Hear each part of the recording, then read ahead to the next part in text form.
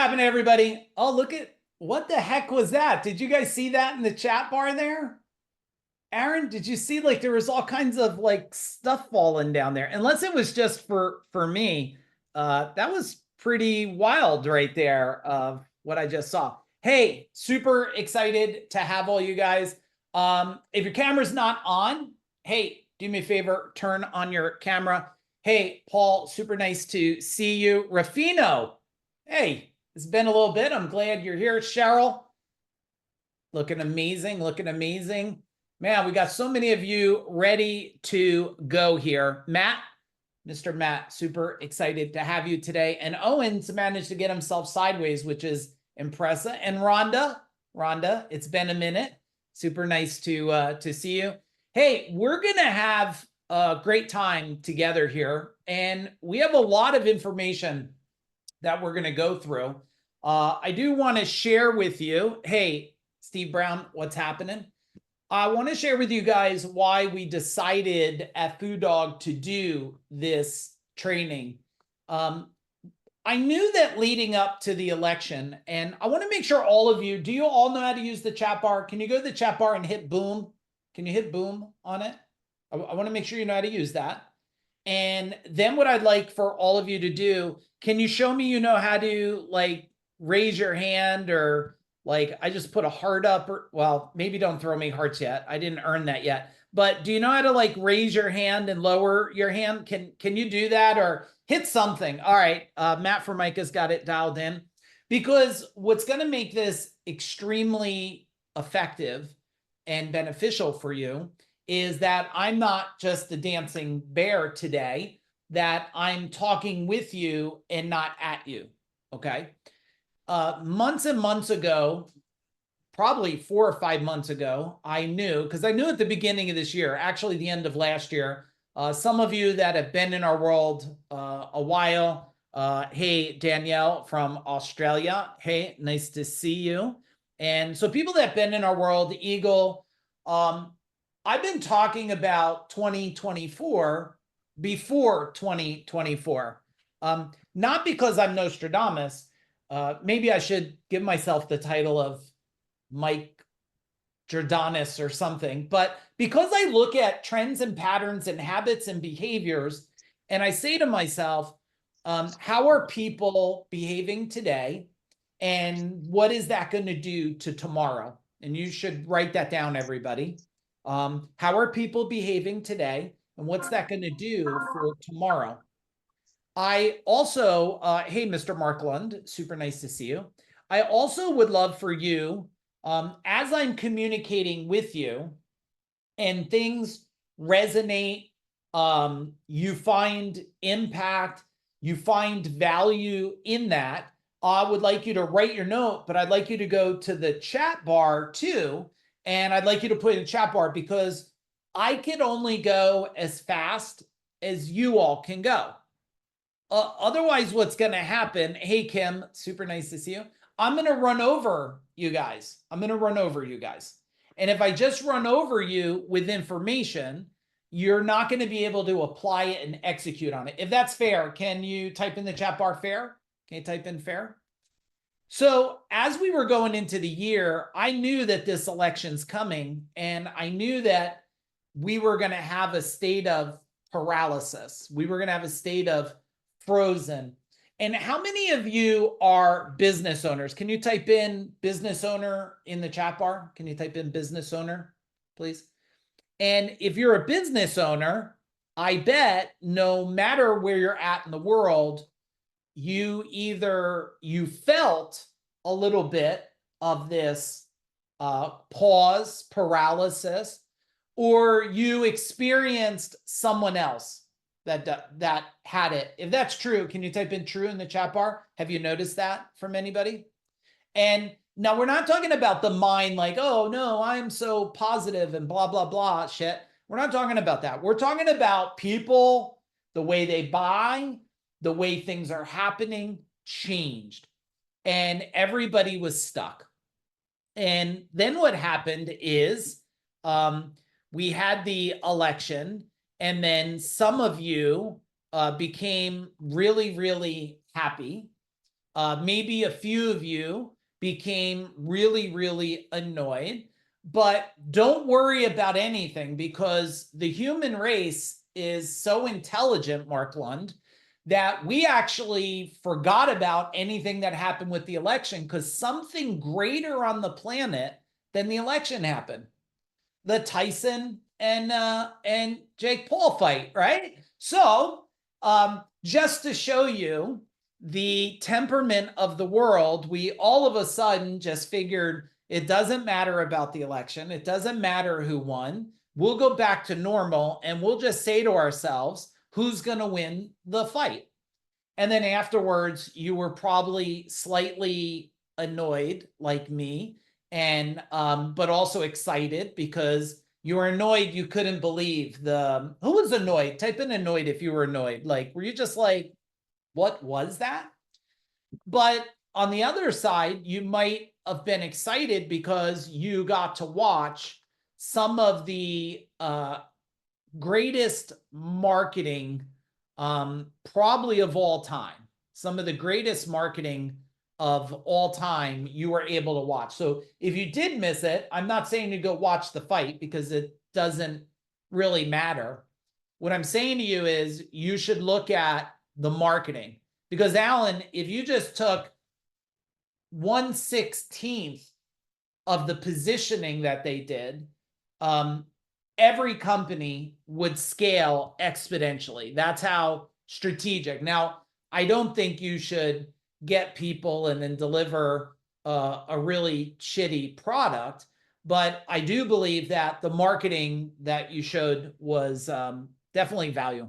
I also, if you could type in the chat bar, it does help me if I know what your core business is. I know a bunch of you, some of you are in safety, some of you are coaches. If you're a coach, tell me who you coach. Some of you are, I think I saw Kathy on, she's one of the top teen coaches. I know that we have contractors on here. So tell me what business you are in so that as I am teaching, I can apply it to a lot of your stuff here. Cybersecurity. Let me see what else we have. Investigation training, coach adult martial arts, teens and student athletes, automotive repair, plumbing and heating, HVAC, electrical, heat and cooling, massage. Oh, yeah. So Lisa, that's your friend, right? So we got, now I feel extra healthy that I have two massage therapists on here. So thank you for that. Contractor. All right. So I'm going to do my best to make sure that as we talk through information, strategies, tactics, that I'm applying it to different things. I am going to do my best to open it up as we go through this and give you a time before breaks to ask me a question. Now, I'm only going to be able to take a couple questions because we'll have to do a break, but it's going to be as important for me to answer some stuff for you than it is for me to just present to you, okay? And is anybody new in my world? I think everybody I'm seeing here has been in my world for a little bit, but if you are new, just type in new in the chat bar if you're brand new. And if you are new, you're trying to figure out if, okay, so you're new, you're like, I don't know, this tattoo guy, I don't even know if I like him. Well, if you are new, let me prepare you for a couple things. I'm going to curse some. So if that do bother you, you could either change the words or just save yourself now is what I would say. I don't believe in changing my colors for anybody else here. So I'm just going to give you the real Mike here, if that's okay with you. All right. The other thing is my intention for you today is the first intention I always have is evolution. And why don't you write that word down because whatever you desire and don't have is because you're not evolving the skills you need to get to what you desire. If you would like to be debt-free and you're not debt-free, you have not evolved into the human that is ready to be debt-free. And if you want to be wealthy and you're not wealthy, whatever you want to define wealth as, It's because you just have not hit that evolution for whatever reason. It could be you have subconscious mind blocks. It could be the environment that you're in. It could be you're not in a supportive circle. It could be you just don't have skills. Maybe you just don't have the marketing skills. Or maybe you're trying to do business. I think one of the most dangerous things is, like, let's just call it voodoo business. Voodoo business is like, you have a creative idea that's never been proven out, and you figure you'll be the first to prove it, which means if it works, you can win. But if it doesn't work, you're going to bleed. Your business is going to bleed. And I believe, and you want to write this down, I don't believe in doing better than better. I do believe in doing different, but strategic difference. Because if you're just trying to do better than better, let's use a massage therapist company. It's like, oh, I do massage for 150. And then someone goes, oh, well, I do it for 150 and you could sniff peppermint oil, right? That's just better than better. Versus different is not only part of my massage that I do is you have a choice of listening to any one of these strategic things that will change the inner mind along with the outer body. Oh, that's very different than everyone else. Yeah, so we have training, you can listen to something that's based on frequency to get rid of trauma. I could have you listen to something while I'm massaging you that's going to burn weight off your body or eliminate fat. So that's the type of thing that's very different versus better than better. Am I tracking? Can you type in tracking in the chat bar if I'm tracking with you? So I want to give you today a sense of evolution. And I want to give you a sense of looking at things different. And I also want to give you ways to navigate the new world, which, if you're waiting for January 1st, I'll give my little rant on January 1st. So normally New Year's Eve, not everybody, but a lot of people, they go to parties and they drink and they smoke and they do all this stuff. And the next day they're shot, right? They can't function. So they already burned up their first day of the new year. I would tell you everything we do today, don't even wait till tomorrow to implement something. Let's just implement it today. Now we're going to be together from now till 6 p.m. and we'll do about a 10-minute break. Like, we're going to go for it. And I'm hoping that you're going to stay with us through the whole time. Now, I do need to give you a disclaimer. And if you see me writing, it's because I have worked a whole lot on building this training with our team for you. And I don't want to miss one thing, because I believe everything I built into this training is really important. But the disclaimer for all of you is this. The disclaimer is you got to do your own due diligence. I'm not guaranteeing any results. And those of you that might be new and those of you who are not, I'm not guaranteeing that you can do what I've done or you're going to do what I'm doing now. You should check with your attorneys and all your experts. If we all understand the disclaimer, can you give me a little yes in the chat bar, please, so I know that you understand? But I do share with you that I don't feel I'm very different than any of you. I just feel like I've done some different things. And until you learn how to do different things, you're going to be like, okay, so the difference between me doing 500 million in my companies and you doing 500,000 is just you're not doing something different, which is normally you don't understand scalability. You don't understand how to grow. You're saying things to yourself that are restricting. And all of you, let's have some fun because we're already together. We already know each other now. If you were to put in one thing in the chat bar that you're saying to yourself, and I see some of you are in a room with people, so you're all going to playful out together. One thought that you have that's limiting, that you know it's keeping you from the next level. What is that thought? Type it in the chat bar. Is it I'm too old, I'm too young, I'm not smart, I don't know marketing, I lost money, my family, my kids, my health? Like, what is the limiting belief for you? I see a lot of self, but what part of the self, Gina says too late, some say knowledge, whatever part of that is holding you back, I want you to really consider that I can share with you the most brilliant strategies. But if I share something brilliant with you and you sit there and say you suck inside your mind, it's going to be very hard to move forward past your belief system. So that's why we need to get to one of the core things as you're listening today is don't listen to anything I'm saying and go, oh, I know that. Because if you know it, you'd already be further ahead.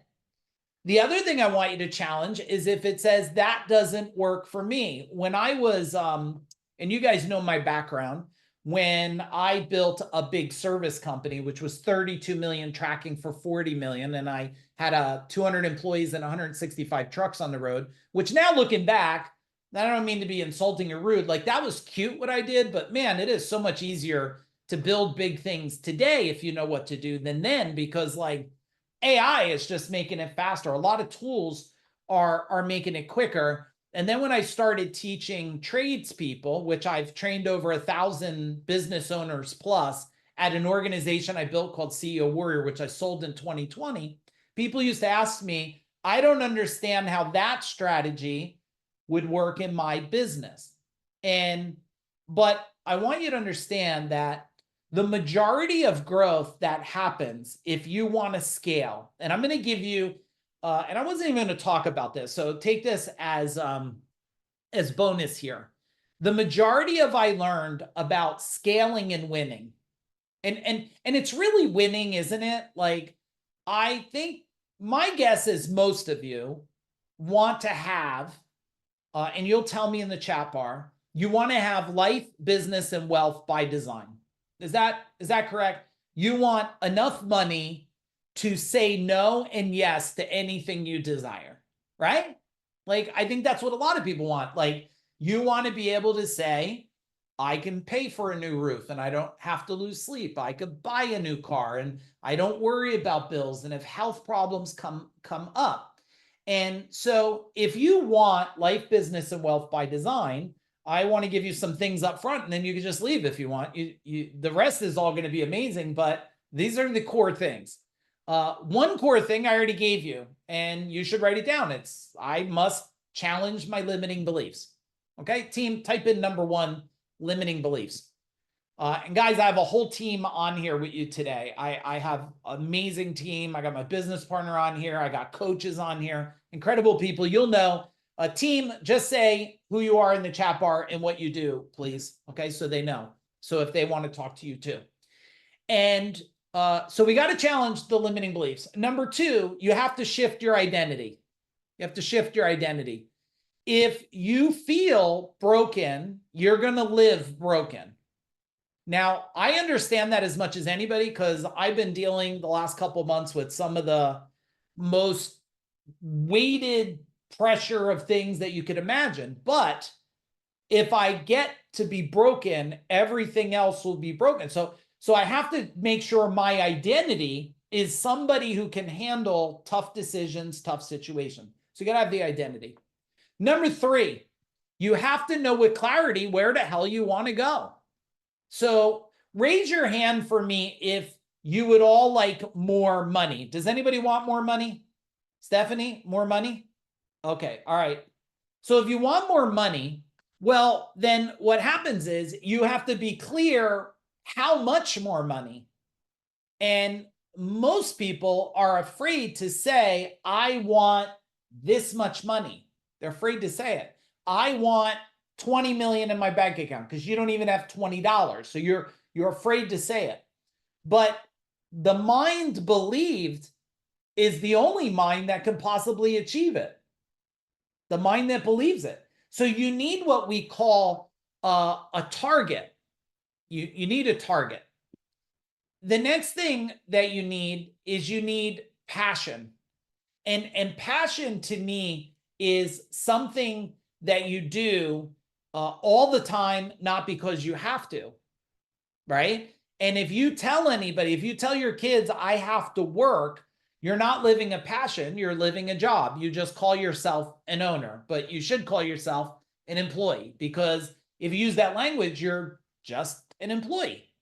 But if you have a passion, then it's a movement. It's a movement that you want, which means you don't say, thank God it's Friday and it's crappy Monday and hump Wednesday. And the last big part I'll tell you that speeds up everything is don't try to figure it out alone. And when I say that, I say it with all the caring in the world, but most people either have no coach and no trainer, or they have a shitty coach and a shitty trainer, or they're listening to big experts and gurus out there that act like they did it and maybe never did do it.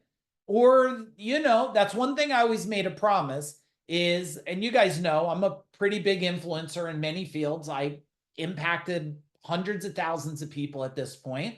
But when I speak, I'm not behind the stage and talk and disappear. And if any of you Facebook message me, guess who returns the Facebook message? It's me. Because you know what, Mark? I made a promise I'll never be too big that I have to ignore the world, right? I don't want to be that guy. Now, if you learn from people who can help you, you're going to shorten the curve and you're going to save decades. So now we got a little bit of that. Now, this training here, just so you know, I mean, it had a significant price point on it for 4 hours. So no matter how you ended up on here, I want you to treat it as if you spent the money that we were charging, which was in many cases, it was valued at $699. So please, if you're distracted by anything, cell phones and dogs and this, like, take this time for yourself, because if you don't have blocked out time to really, really focus, well, then what you have is you're living a world of distractions. And it's very hard to win with it. Tell me one distraction that you keep allowing to happen inside your life that you just have not said stop to. Go ahead, tell me in the chat bar. Who's brave enough to say this distraction just keeps coming back, and I just got to say, no, I need to create healthy emails. There you go. Stupid phones, the house, okay? The phone, energy thieves, people that are like, why are you trying? You're doing what training? Can't you just be happy? Well, yeah, but you could be a lot more happier when you have money. Gina says kids. Okay, just remove them, Gina. No, I'm just kidding on that. I'm just kidding. Family. So if you can identify, Denise, what the resistance is, now you could start to, you have a choice. You can say no to the resistance, right? Or you say yes to the resistance. So write down, I want you guys all to type in something in the chat bar right now that you're already is sticking out for you as an action, because I don't want you to have 500 notes. I want you to have 5 actions at the end of this that move the needle. Is it one of the actions is I need to start controlling my situations? Is it I need to say no? Block out time during the day, right? And a lot of you, who is doing a lot at the sacrifice of their health right now? Raise a hand. Anybody? You're doing a lot at the sacrifice of your own health. Look at all the hands go up. My wife and I were talking about that before. We're like, if you don't put the oxygen mask on yourself, you sure the heck can't help anybody else. So let's make sure as we're going through the training today that you're writing down different things here. Now, I am going to give you some stats. And these stats that I'm going to give you, I want you to understand, I'm not giving them to scare you. I'm giving them because you probably don't have them and you don't know what they mean. And I know a lot of people say to me over the years, they say, Mike, I don't watch the news. And I say to them, why? Why don't you watch the news? Well, I don't want to put that in my mind. I said, okay, I get it, but that means you're not in control of your own mind.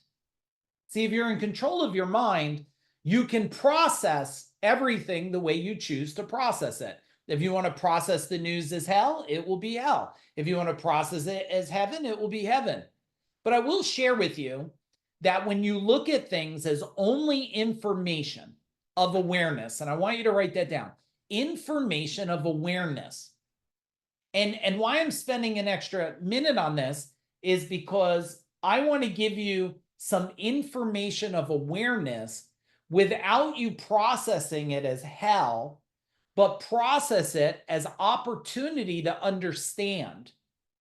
I was talking to someone before, and they said somebody was in one of their events and they heard something, Mark, that they didn't like, that the political person was saying, and they stomped out of the event. I don't want to hear this. The bad, whatever people. And I thought to myself, how sensitive and triggered the human race is that you can't pause for 1 minute and just say to yourself, what's the value in that information? Do I have to agree? No. Do I have to disagree? No. Should I be at an evolved state as a human to say, let me process that. Let me see what that means. And that gets to a very tricky point here. And Rihanna, if I'm saying that right, just hold your hand and I'll get to you before we go to break, okay? But leave your hand up and we'll talk about things. And because what happens is, and I look, you all had the greatest polarity. And for anybody that studies human behavior, which I would challenge all of you to write down the note, study human behavior. Because if you're triggered by Trump, or you're triggered by Harris, or you're triggered by this, and you're triggered that the Giants, and don't let me talk about football because you're going to find out really fast. I have no effing idea about that shit. None at all. I just know the Giants and maybe Raiders. I don't even know. Is the Raiders a team? I know just enough to let anybody somewhere know I know nothing. But like, you say one sports name and everyone freaks out. And it's almost like in the world, and I want you to write these things down. Everything in your life is either empowering you or disempowering you. It's either empowering or disempowering. Now, let's get to the truth again. How many of you are doing some really good kicking of your own ass in your mind, what I call like negative self-talk? You're really a pro at it. Tell me in the chat bar. Type in pro. Are you a pro at it? And because you keep hearing your third grade English teacher saying you spelt it wrong in front of the class, and so you just feel in a constant state of kicking your own ass, which happens to be your mind, right? Your mind. And the reason why I'm keeping a lot of framework on this, because all the strategies I'm going to give it, if I give it with the same thinking you have, you're going to keep getting the same result you got. How many of you have employees or team or something like that? Type in team in the chat bar. Type in team. Do you have some team? And thank you for some of you that have joined us. Hey, Steven, Sean, what's up, brother? Nice to see you. Tomas, if I'm saying that right. Tracy, hey, excited to have all of you guys here. And so those of you with team, right? Imagine if you're kicking your own mind, they're probably kicking their minds too, which means the closer we get to evolving our mind to talk in a way that is empowering ourselves instead of disempowering. And if you're brave enough, it's okay if you're not. Look, one thing you'll know about me, if you've been in my world a little or for a long time, like, I'm excited whatever you share. I'm excited what you don't share. But if you would say to yourself, what's one thought you say in your mind that you know is someone else would go, ooh, I don't want that thought. What's that thought?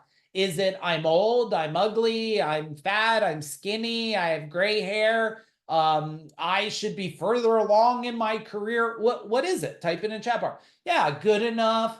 I'm not capable. I'm not smart enough. Every one of you, just so you know, I've yet to see one. I'm hoping one of you will put one in there that I have not had myself yet. Should be more successful. No, had that. I should be further in my career. Had that. Shouldn't have even tried. Had that. Yeah. So come on, try a little harder. I want one of you to, you got to throw something like, like some woman thing that a guy can't have, because that's the only way you're probably going to grab one that I don't have. Like, oh, I have extra long menstrual period or something, because that I don't have that, even though my wife says you act sometimes like you have a period. She does say that, but I've been with my beautiful wife since I'm 15, and I'm level 54 now. She's not on. She's navigating some things. She'll probably be on in a little bit. Okay, Cheryl, thank you. She's on her period, so I can't relate to that one. So the point is, if you keep repeating this, and to simplify it, and if you already figured out that if that little bit of inappropriateness bothers you, then I would tell you you'll probably never fit hanging around me. But if you could tolerate that, then yeah, we're going to be really good friends for a long time. Is when you think about this mantra, the word mantra, and I want to take a minute to say what the word is. A mantra is something, Matt, that you repeat over and over again until it becomes your belief system. And a mantra can go to what we call the subconscious mind, your mind that stores everything. So if I say, I'm a loser, I'm a loser, I'm a loser, I'm a loser, I'm a loser, you will wake up and go to sleep feeling how a loser sleeps, because you have said it repetitive so many times that it will go to your subconscious mind and make you, that's the record that's going to play every day. Now, if you say, I'm a winner, I'm a winner, I'm a winner, and you never get off your ass and never do anything, you never learn anything new, well, you're going to be a winner who just sits on their ass. You'll just think you're a winner, but you may not get all the desired results that you want. Okay, tell me what's standing out for here as an action item for you. Is it, I need to change my patterns, I need to modify what I say? And it's whatever way you want to remind yourself. If you have to put it on your mirror in the morning, if you need, like in the dojo, is any martial artist here? Type in martial arts. In the dojo, we have something that's called, I wish I had it in here. I should bring one in here so I have it. I used to have something that's called the shinai. Okay. Now, Alan probably knows what shinai is. The shinai is a bamboo sword. And in the dojo, my son knows, I guess the opposite, I guess they can't call Dyfus if you call it martial arts. I guess that's the rule there. So with my son in the dojo, we would have the shinai, Alan, and if you said negative thoughts or did negative things, well, bam, you get the shinai on you. Not to break them in half, to create a trigger. That thought is not serving. And then you create this mind that goes, that thought is disempowering, put an empowering thought. And I want you to write this if you'll entertain for me, because this one thing will start to change your future. And remember, throat chop is about creating a competitive advantage. And I know I said it in a tense way. I mean, it's to make your competitors beg for mercy, which they probably will once you get aligned with this, but it's not to hurt them. It's to make them step up themselves. And if you would just take on every time a disempowering thought comes in, I'm going to throw an empowering thought. Now, we don't have time like we did at Seekers of Power in some of these trainings where we'll show you how these effects, how these negative thoughts affect your body. I'm sure that Lisa is always trying to massage these thoughts out of people because, oh, your back is bad again, huh? Yeah, okay. I'm sure you twisted it, but you just told me you're fighting with your mother-in-law, right? Because the thoughts are going to store in the body. Okay, so now I didn't forget about you, Renee. We're going to get to you before break, so keep your hand up there. Keep your hand up there. All right, so let me give you some stats. And some of you, if you could relate to these stats, Eagle, you'll go, holy crap. And then we go, well, what now, right? So in 2008, I didn't go back way far because 2008 is something that people can really, a lot of you can maybe reflect upon. Some of you look way young to understand 2008. But if you do understand 2008, type it in the chat bar, 2008, if you understand it. I understand it very well because I was a business owner. Hey, Judy, nice to see you. Author Judy in the house. You guys got a lot of authors in here. You got author Dave Monk is in the house, top cybersecurity and IT expert.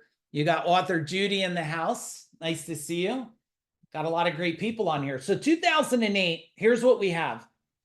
Business closures only in the United States. Now, this is always shocking for me, Eagle, when I think about this, and Stephanie. Approximately 880,000 businesses closed in 2008. That's a lot of companies to close. It's almost 1 million companies closed in 2008. But then let's look at bankruptcies, okay? Business bankruptcies. There was well over 38,000 big business bankruptcy filings. And in 2008, we were up 49% of bankruptcies, 49% from the year before. It's catastrophic, as you know. So if you bring up 2008 to anybody and they start getting a nervous twitch, you'll know why, because they lived through this. Now, the reason why I'm sharing this for you guys is because, and write this phrase down, I didn't create it. I heard it probably decades ago. They said that the future will only equal the past if you live there. The future will only equal the past if you live there. Now, since I coached over 1,000 business owners, and I probably got to change it to thousands at this point, I can tell you when I talk to a lot of people that lived through 2008, and I say, why aren't you growing? Why aren't you scaling? Why aren't you gaining more profit? And it always triggers back, well, I'm afraid, I lost money, I lost business, I lost this. So when I hear people living within that realm of losing, some people call it like fear. I call it trauma. Do you get that? If you get it, type in get it. I call it trauma. And if you look at your life, it's pretty much based on your success is built off of your ability to neutralize shames, guilts, and traumas. Now, you're probably sitting here going, Mike, I came here. Can you tell me some marketing shit? Can you tell me some operation stuff? Guys, marketing, sales, operations, financial excellence. I'm going to tell you that's 20% of what it takes to crush any competition, to scale any company. The 80% is understanding everything I'm telling you, because most of you are the leader of the leaders. And if the leader has trauma, shames, and guilts, and the leader has negative self-talk, and the leader doesn't believe in what's possible, how could possibly anybody else that's following you make progress? It doesn't work that way. And I know that because I had 200 employees that worked for me in 2017. So let's go to COVID, because COVID is a little bit closer to us. Okay, it's a little bit closer. So you already know that 880,000 companies went out in 2008. Well, let's look at COVID. During COVID, okay, there was about 1.8 million businesses closed. 1.8 million businesses closed. That's a lot. That's a lot of businesses. So your goal is, when it comes time they ask me question, is how do you not be, if this is only US, I only ran US, everybody. And you know, I can't financially stamp these as approved. It's the research I did. The way I do my research is I do Google, I use a bunch of AI apps, I try to cross-pollinate them and get the closest average I can, right? So we're not going to do a financial approval on it, but does it really matter if it's 1.8 or 1.5 or 1? It's huge. It's catastrophic to an economy. Now, if you look at 2023, well, let's just look at 2024 here. 2024, we're already in 2024 over 25,000 business bankruptcies, which is a lot. And compared to, I don't look at how many, I look at compared to, I'm looking at trends. And I'd like you to write down trends and patterns. Go ahead, take your pen and write it down. Because every one of you have a trend and a pattern that's showing up. And that trend and pattern that's showing up is what probably keeps repeating itself and holding you back. It's holding you back from where you want to go. So if you could just step back a minute and go, wait a minute. How many of you noticed that you mess up when things are going the best? Give me a hand up. When things are going great, that's when you mess up. Yeah, bunch of hands go up, right? Because when things are going great, you start to lose focus on it. You're like, look, it's going great. It's probably going to go great for a really long time.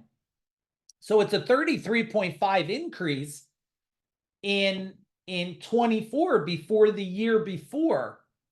So that's a little concerning for me.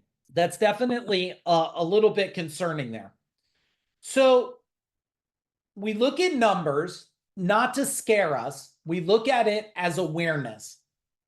And let's do a little poll here. How many of you, we'll do 1 to 10, 10 being very, very best, 1 being very, very worst, no judgment, any number you have. How many of you know your business numbers so well you can hit a button and you know where you're tracking? Like, you know you're winning, losing, that's a 10. A 1 is what the hell's math? So let's see where you guys are at. Okay, we got 10, 10, 4, 10, 3, 8. Okay, 1. Okay, so this is just a really good point here to say to yourself, hang on. If I don't know that the score is real, which is always every election, Jim, right? Every election, it's like, who counted the things wrong, and right?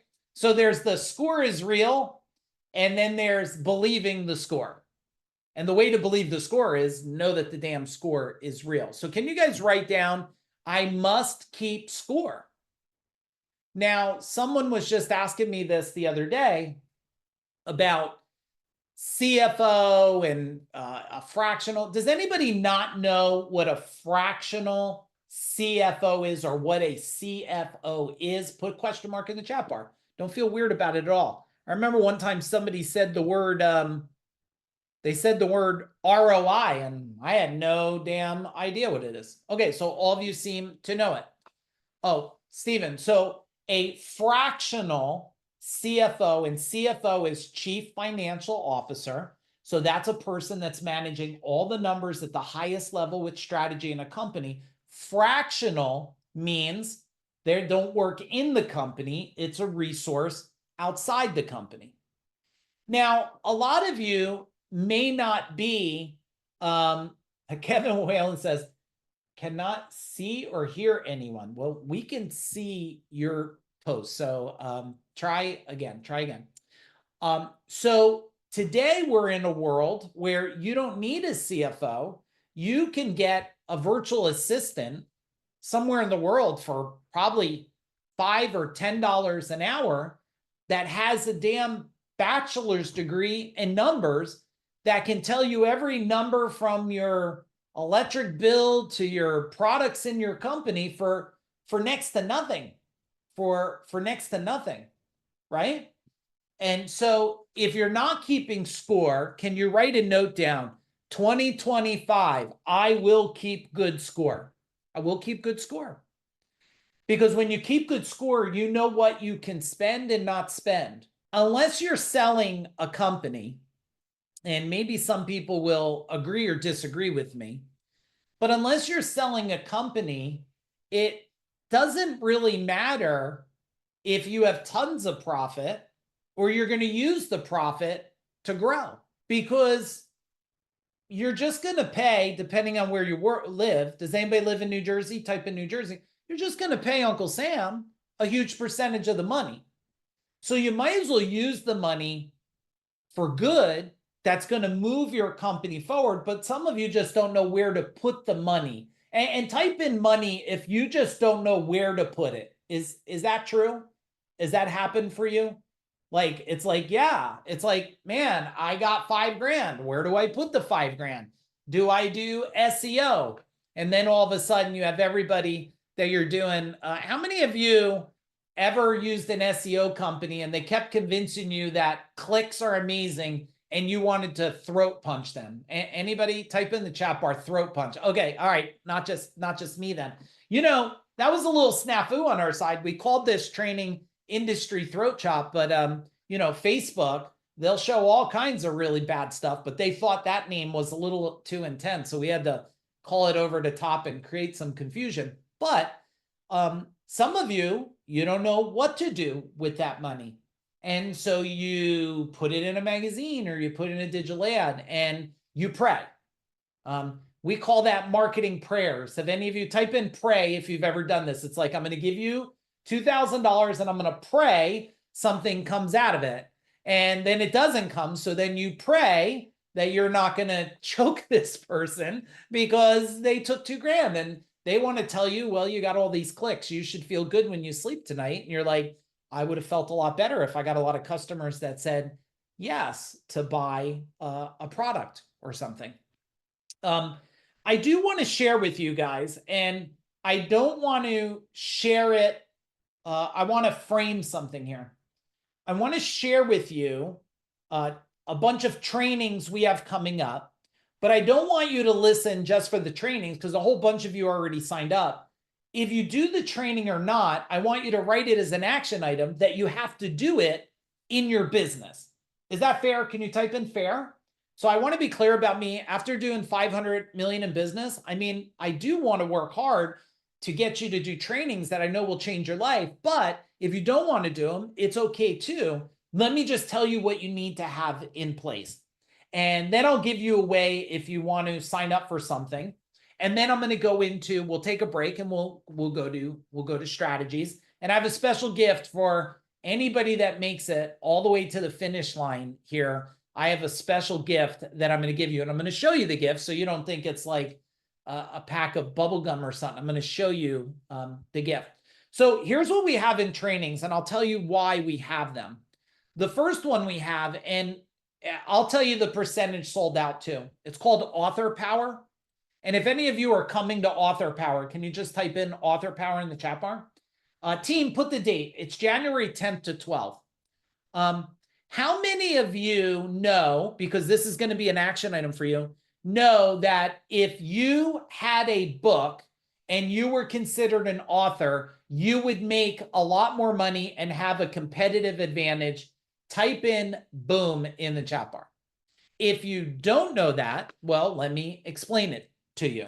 When I wrote my first book with Aaron, it took us probably about 18 months. It was a really big book.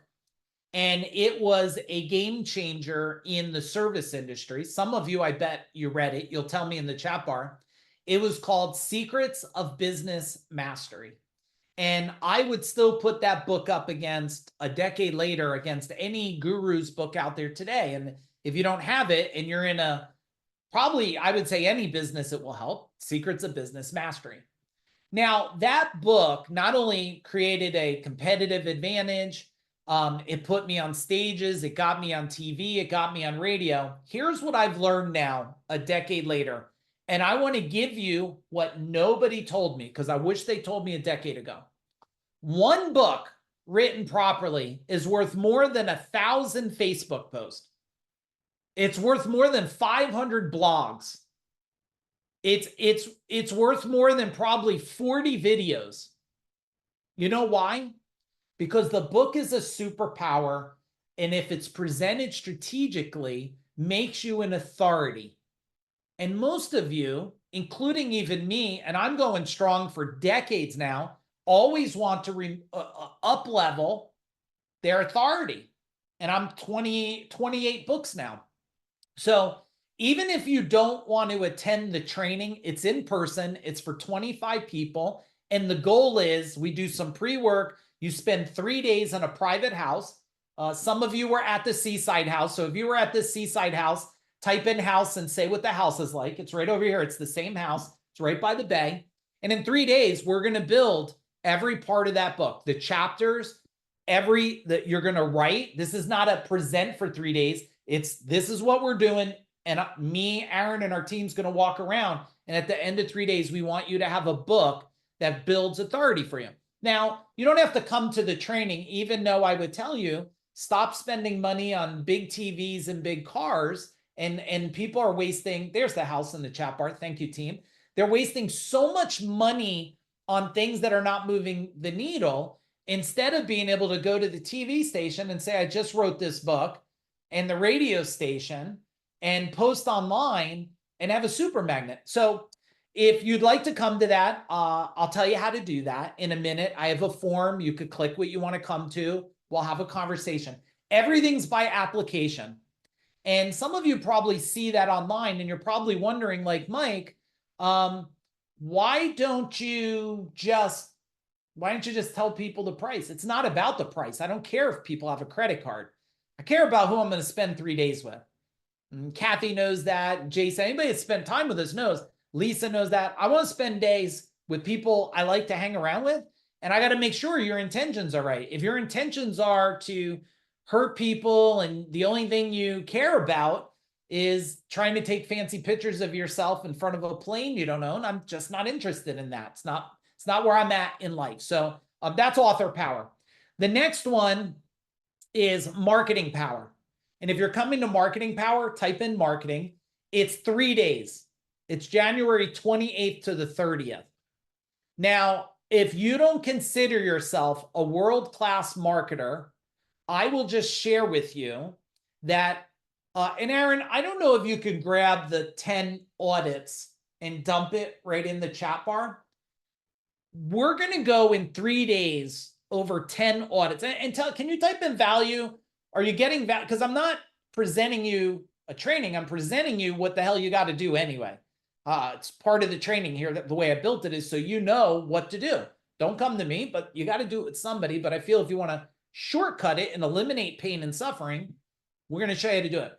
So over 3 days, virtually, we're going to go through 10 different audits. And every audit we go through, not only are we going to teach it and show you how to apply it, you're going to pop it right into your company. And the goal is, after the 3 days, that you're better than 80% of the marketers out there. We're going to talk to you about how to do copy, understand positioning, how to be doing A/B testing. We're going to show you what we've done and what we do today for marketing. And tell me in the chat bar, go ahead, be as real as you want. I mean, do you think we understand marketing a little bit? Type in marketing in the chat bar. I think we understand it really, really well, because I've invested millions to learn, and I spent a lot of time. So you can look in there. We're going to do a personal brand audit, and we're going to tell you how to create your personal brand and start hitting social influences that makes you a superpower. All of you are going to want that. We'll show you the business brand audit. We'll go through marketing strategy audit, where we'll look through all the aspects of your marketing. Let me fix my camera here. My camera loves to get real close and personal when it knows I'm getting very excited. It's got clearly like a sensor in there or something. It's like, come on in. So we're going to do, okay, let's do this. Boom. We'll go through the marketing strategy audit, the customer experience audit. Now, I'm guessing most of you have never really sat down and deep dived with a pro. You'll tell me if you did. Your customer experience, from the time they see your marketing to the time they click a button, to the time they click a lead capture, to the time they show up for whatever you do, from the time they buy something, from the after they buy something, to how you keep in touch. You probably have never been taught how to define every aspect of that. And that's why at Gold Medal, my lifetime value in 7 years of a customer was $50,000 without having to throw voodoo and witchcraft on them. I didn't have to make up trickery names and try to manipulate people to buy, because we had a customer experience audit. We'll do a competitor audit, because if you want to win and scale a company, You must understand everybody around you, what they're good at, what they're not good at. So you're not better than better, but you're different. We'll do a sales funnel audit. So we'll talk about through that. We'll do a content marketing audit. So what do you build out there that's going to have a huge return over time? A digital advertising audit, social media present audit, and a PR and media audit. And I don't know anybody out there that has done a 3-day training that went through 10 strategic audits and made sure you leave with that. And that's why I built it. I built it not to play games. I built it to evolve you. Now, you guys can take a snapshot off of what's in the chat bar, and you can go and build all those and execute on those things. And your business is going to grow. I just had somebody just Facebook message me the other day. They say, you don't know me. You never met me. Hey, Mr. Jim Padilla. Hey, brother, from Gain the Edge. If you guys don't know Gain the Edge and Jim. And my man, Kevin Hughes. What's up, brother? Every time I look up, I see. And Matt Boyley. Everybody, type in the chat bar. Happy birthday, Matt. Happy birthday to you. All right, you're looking younger every day. So nobody's ever done this. Nobody's ever done this with this, and that's why we're doing it. Competitive advantage. So if you're interested in that, and the dates are the 28th to 30th. We have a relationship power event, and I think the only dates we have open for that is April 4th and 5th. Okay, April 4th and 5th, we have a relationship power. Aaron, is that correct? We don't have any space in the other one, right? I'm looking at the agenda here, and it's Correct, showing. yeah, at this point, we don't have any space. Okay, yep. So April 4th and 5th, if any of you are feeling like you're fist fighting in your relationship every day and you're blaming each other, there's maximum 18 couples. That's it. That could fit in the house. That's the capacity at the house. You could come out and hang around with other couple entrepreneurs. It is not therapy, everybody. So if you're doing relationship therapy, just, keep doing that. It didn't work in my relationship. We had to solve it a different way, and I'm going to help people how to evolve their relationships from what my wife and I have learned over 3 decades now, and it'll be a blast. So if you have not invested in your relationship, I will tell you this is what is built to enhance it, all right, and get you on the same page. It does not matter if the husband and wife or wife and husband are in the business together. Does not matter at all, okay? And so I would urge everybody to do that if you could squeeze in on that. Those already over 50% filled out because we only have 18 couples, so there's not that many couples could come. All right, and the last one here is leadership power. Now, leadership power is March 25th and 27th. That's the one that we have space in still. If you are not a leader that is leading your team where they are following you with hunger, like Spartan warriors, then I would say you might need leadership, okay? If your company's not growing the way you want, you need leadership. If you have a problem recruiting people, there's not a problem with skilled people. There's a problem with leadership. I know that because when I was really small, I told people, oh, it's hard to hire people. No, it's not hard to hire people. I was a shitty leader. When I improved my leadership, then guess what? People wanted to work for me. And I didn't pay them more than everyone else. I paid people lower than they could have made everywhere else, and they stayed for 18 years. Why? People don't come to work for companies. Write this down. They come to work for leaders. And feel free to give me a boom in the chat bar. So that's the trainings that are coming up. I'm going to show you right now if you're interested in any of those. I would tell you to take action, and we'll be taking a 2-song break in a minute. So if any of you have to pee, please just hold tight a minute. And we'll be putting a link in the chat bar, and I'll show you what the link looks like here. This link's going to be in the chat bar. So what you can do is you could fill out this link here, and you just go in here and click on whatever trainings that you want, okay? And we'll have a call. You either have a call with me or one of my team, or if you don't know which one to do, but you want to do something, just hit have questions about our program or events. Not only do we have, just so you know, these are just the trainings. And if any of you are interested in, we have a legacy program. I have a bunch of legacy members on here. And we also are going to be doing on-sites. So if anybody's looking for a strategic on-site in their company where they want us to come out for a day, it's going to matter of where it is and timing. But if you want us to come out for a day, pick your company completely apart and leave in a day and find you a couple $100,000 and have a plan for me on it. We got some on-sites. We also have some speaking opportunities. If any of you are looking for myself, my son, Aaron, or some people on our team to do any speaking to your company to help shift their thinking, we have some speaking opportunities. So yeah, anything that you need. And if it's something we don't do, you need an accountant, you need an attorney, you need a resource for health. Hey, just reach out to us. We want to serve you any way we can. If we have a connection, we'll make it. If we don't, we'll do our best to find it. If that sounds great, can you give me a little love in the chat bar for me and the team?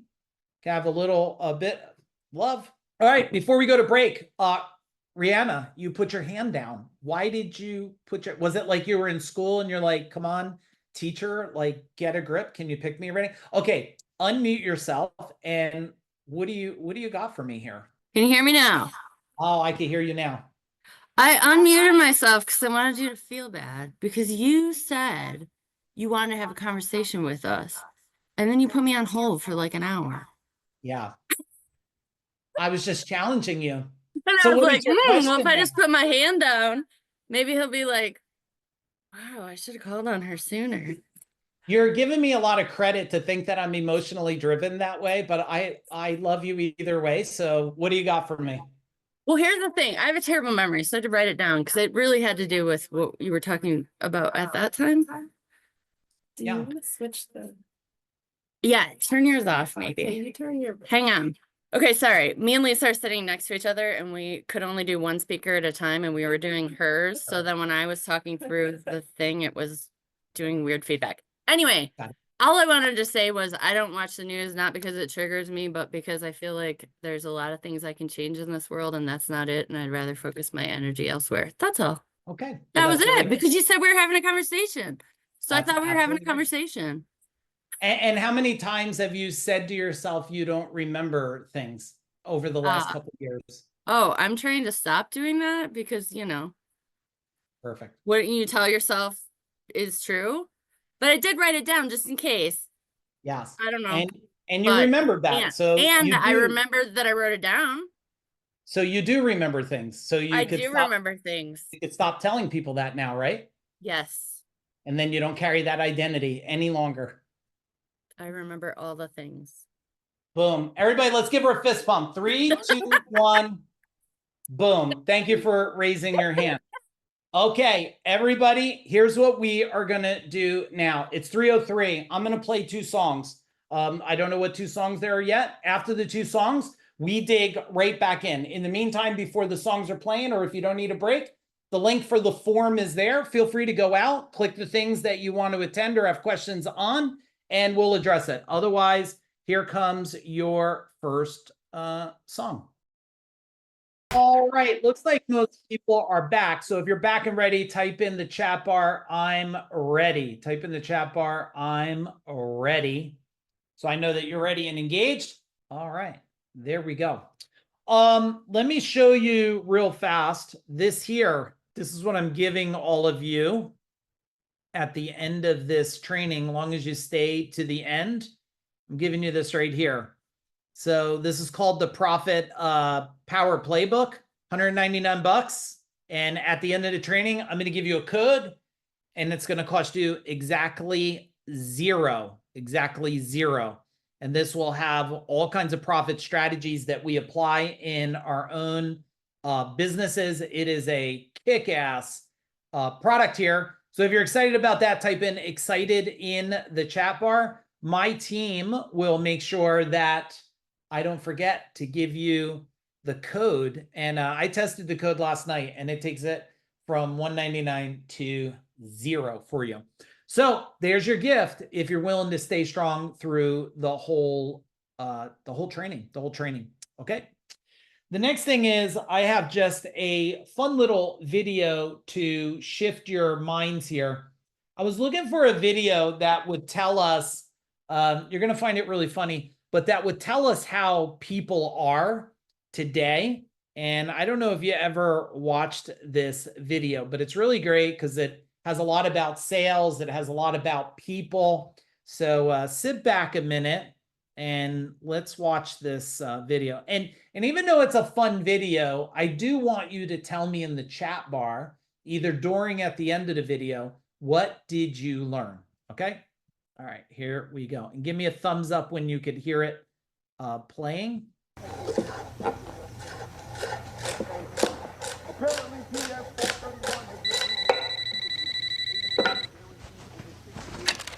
Hello, this is Gavin.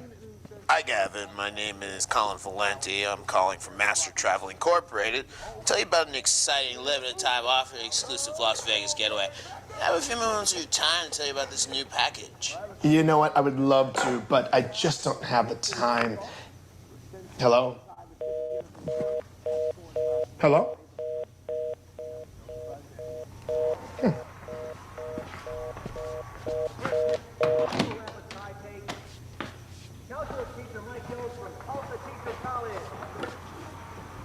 Just like that, you're a millionaire. Mike Yost is included in the story. His father was you know he's gonna buy his mama house, so you know. This is Colin Valenti, Master Travel Incorporated. I'm able to service. Hi, Colin Valenti. My name is Gavin. I think we just talked. Did we get disconnected? Yeah, no, I hung up on you. Why would you do that? I mean, are you even allowed to do that? Well, were you going to buy the Las Vegas package? Well, I mean, probably not, but that's not the point. The point is... What the hell? This is Colin. Yeah, Valenti, listen, I don't know what crawled up your ass and set up shop there, but you don't get to hang up. What? Oh my God.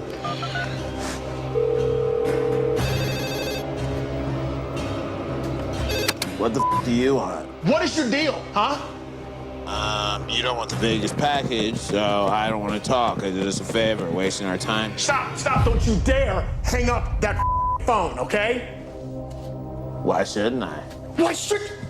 What if I wanted the Vegas package? What you know what? I want the Vegas package. Sure you do.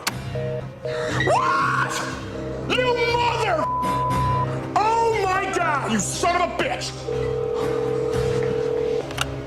Come on, man, let it go. You, man! You! I want 5 packages right now. You know what? My wallet. This is my credit card number right here, okay? My credit card number is 0074-5403-0098. The expiration date is 12/20, and then the security number is 084. So run the damn card right now, right now. You run it right now, asshole. Thank you for your business. Well, I hope you learned your lesson.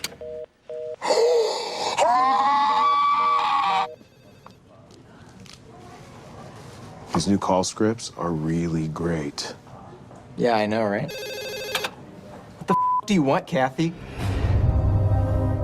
All right, there you have it. So what was your takeaway besides how easy it is to create a incredible video to make a message across, like to get attracted? So that might not be all of your flares, but it does show, I think, a little bit about the temperament of people today, because I think some people are just reacting this way. Alan, I could definitely see you. Hey, Anthony Foster, nice to see you. Carrie, nice to see you. I could see, Alan, you putting together a video of something like this. All right, let's switch gears now. I want to give you, this is a cycle of economic events. We already talked about 2008, but I want to give you a couple more because I'm curious how many of you have actually lived through some of these. And also it's to show that, yeah, you've been through it. Other things will come. What Jim say? Everyone wants, yeah, they can have. That's right. Selling ACs made easy. Yep, there you go. So yeah, there's a ton of lessons from the video. I also find out I don't look at funny videos just to laugh, even though I did laugh at that one when I watched it. I look at videos to say, what's the strategy? Is it possible that this could be true in life in the world today? If I was to leverage this type of video, what would I do with this? What's the power of one video? So a lot of thinking. If you go back, maybe Judy remembers this, but there was actually a savings and loan crisis, which was the late 1980s to early 1990s. Were you around doing stuff back then, Judy, at all? And then there was they had 1986 to 1995. So that was a really wild time. I was just out there getting into business at that time. That was like yesterday. Yeah. And then we had Black Monday, which was a big rocking one, 1987 that was. We had the Gulf War. Does anybody remember the Gulf War and what happened and the oil price shock that went on? And that was August of 1990 to 91. Then we had the dot-com bubble burst, right? And like, so when you're thinking about this election thing, and I think the biggest thing about this election is if you're a Trump fan, you all of a sudden have this false sense of the world's gonna flip in, you're gonna be wealthy tomorrow. And if you're not, then you might be doom and gloom. But if you just look at some of these, like the dot-com bubble burst, right? So that was you're dealing with that 2000 to 2002. And then that was with the NASDAQ crash. And then we had 9/11 attacks, right? You know the date of that. And then we had the recession. We talked about that, which was 2008. It was 2007 to 2009. And then we have the pandemic, which for most of us, it's the only pandemic we've ever experienced. When you talk to, grandparents that are really, really old, they're laughing at you like, they're like, what are you kidding me? Like, this is what you're panicked about? They didn't panic the same way as the other generations. And then some of them you may not know is this inflation surge. You probably felt it a little bit, but maybe not, identified it. And that became, late 2021 to 2022. And then, of course, we have the Russian invasion in Ukraine, which seems to be like, it hasn't stopped, but sometimes it stops in the news. Has anybody noticed that? Type in notice, like they don't show it to you because they want to show you something else. But the reality is that stuff is still happening. And so what does that equate to for you guys as business leaders, owners? I would call it, catalytic impactors. Catalytic impactors are, and write down that phrase, catalytic impactors. Catalytic impactors are, hey, Kevin Henderson, nice to see you, brother. These are people that want to play a part in the world, and they don't want to just impact their life. They want to create a ripple of impact in the world, right? This is what Kathy is doing in the teen world, and a lot of you are doing. A lot of you are building on doing it, like Mark Lund and others. You want to build something that's going to create more. And somebody brought to me, they sent me a video, maybe it was one of you, about Tyson was saying about legacy, that he doesn't really give a shit about legacy because he'll be dead. Did anybody see that video? Type in video. Anybody see that? He was like, I don't care. Oh, maybe Eagle, maybe you sent it to me. Did you send that? Someone did. He's like, I don't care about legacy because I'll be dead. And what I thought was, that's not, legacy is not to remember you. Legacy is that what you leave behind still makes an impact on the world long after you're gone. That's what I feel legacy is. So I feel like he had a jaded description of legacies, like yeah, I don't care when I'm dead. Well, I do want to create a legacy because I want to make sure that what I do today is still creating impact. So if every one of you just implement one thing, then guess what? It keeps going. Yeah, Justin, did you read that book, Die with Zero? It's a great book. And, it's really interesting. I don't know your perspective, Justin, but the way I looked at it was, zero is die with zero regrets to me. And some of that book is about also, at least my friend's translation that we talked about is die with zero. Like you just burned out everything. Like there's no money left. It's like done. I'd like to teach you guys what I think are 3 really important models. I've only taught it privately. I haven't taught it publicly. I'd like to teach it to you guys. And the 3 of them are, there's a model called Pinnacles. And there's another model that is called the Foo Dog Powers, and another one that's called the Parthenon. And if you'd like me to teach those 3, can you type in teach it in the chat bar? I feel like every time I teach it, it has created another level of power for me and another level of results. And I also feel that it has created more power in everyone else. So I'd like to go into that right now with you guys. So buckle up, grab a fresh page so we can make some notes here. And can you type in, before we do that, let's do this. Take your notes real quick. And I want you to scroll down through your notes and I want you to circle the top 3 things so far that you got. We're going for an hour and a half already, 90 minutes almost. I want you to circle the top 3 that you're like, I'm going to implement it. I'm going to change it. I'm going to shift it. There's no going back. And then I want you to type in all 3 in the chat bar because I need to make sure I'm stacking on your learning. So do that now. I'll give you a little bit of thinking music.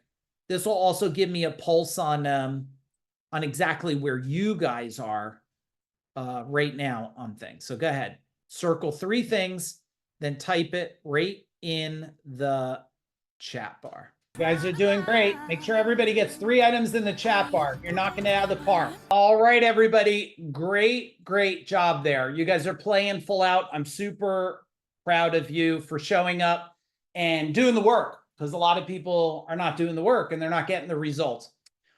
These 3 models that I'm going to teach you right now took a lot to build because what I did was go back in time and say to myself, how do you, and it might be a question some of you think about, but like when I go back in time, how do you go from, I've been on my own since I'm 15 years old. So how do you go from at 15 years old trying to figure everything out? How do you feed yourself? How do you pay your own bills? How do you wash your own clothes? How do you do that at 15? To how do you then go to starting a company? How do you scale a company? How do you scale and sell multiple companies? And how do you get to the point where you've done over 500 million in companies? And these models are, I would call it a blueprint to move you forward to have the ultimate life, business, and wealth by design. That's what I would say there. And it's interesting.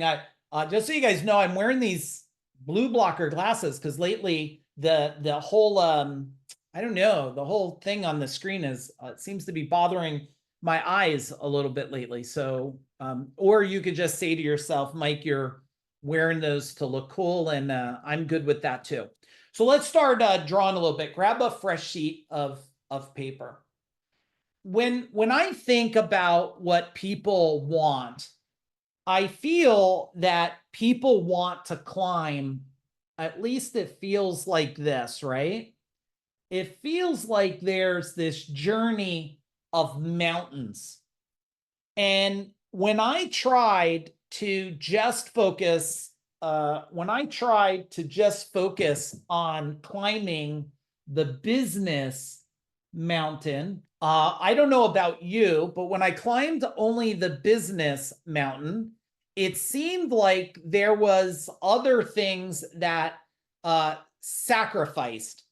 And like I sacrificed relationship when I was only focused on business.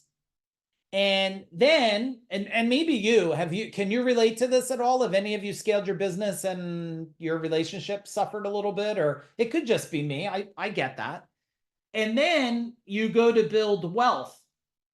And as I was building wealth and focused, I found out, Aaron, that all of a sudden I'm now a person. And if I could save you guys decades of pain and suffering, I now am focused on wealth, and I have houses, and I have buildings, and I have companies, and I have portfolios, and I have all these people.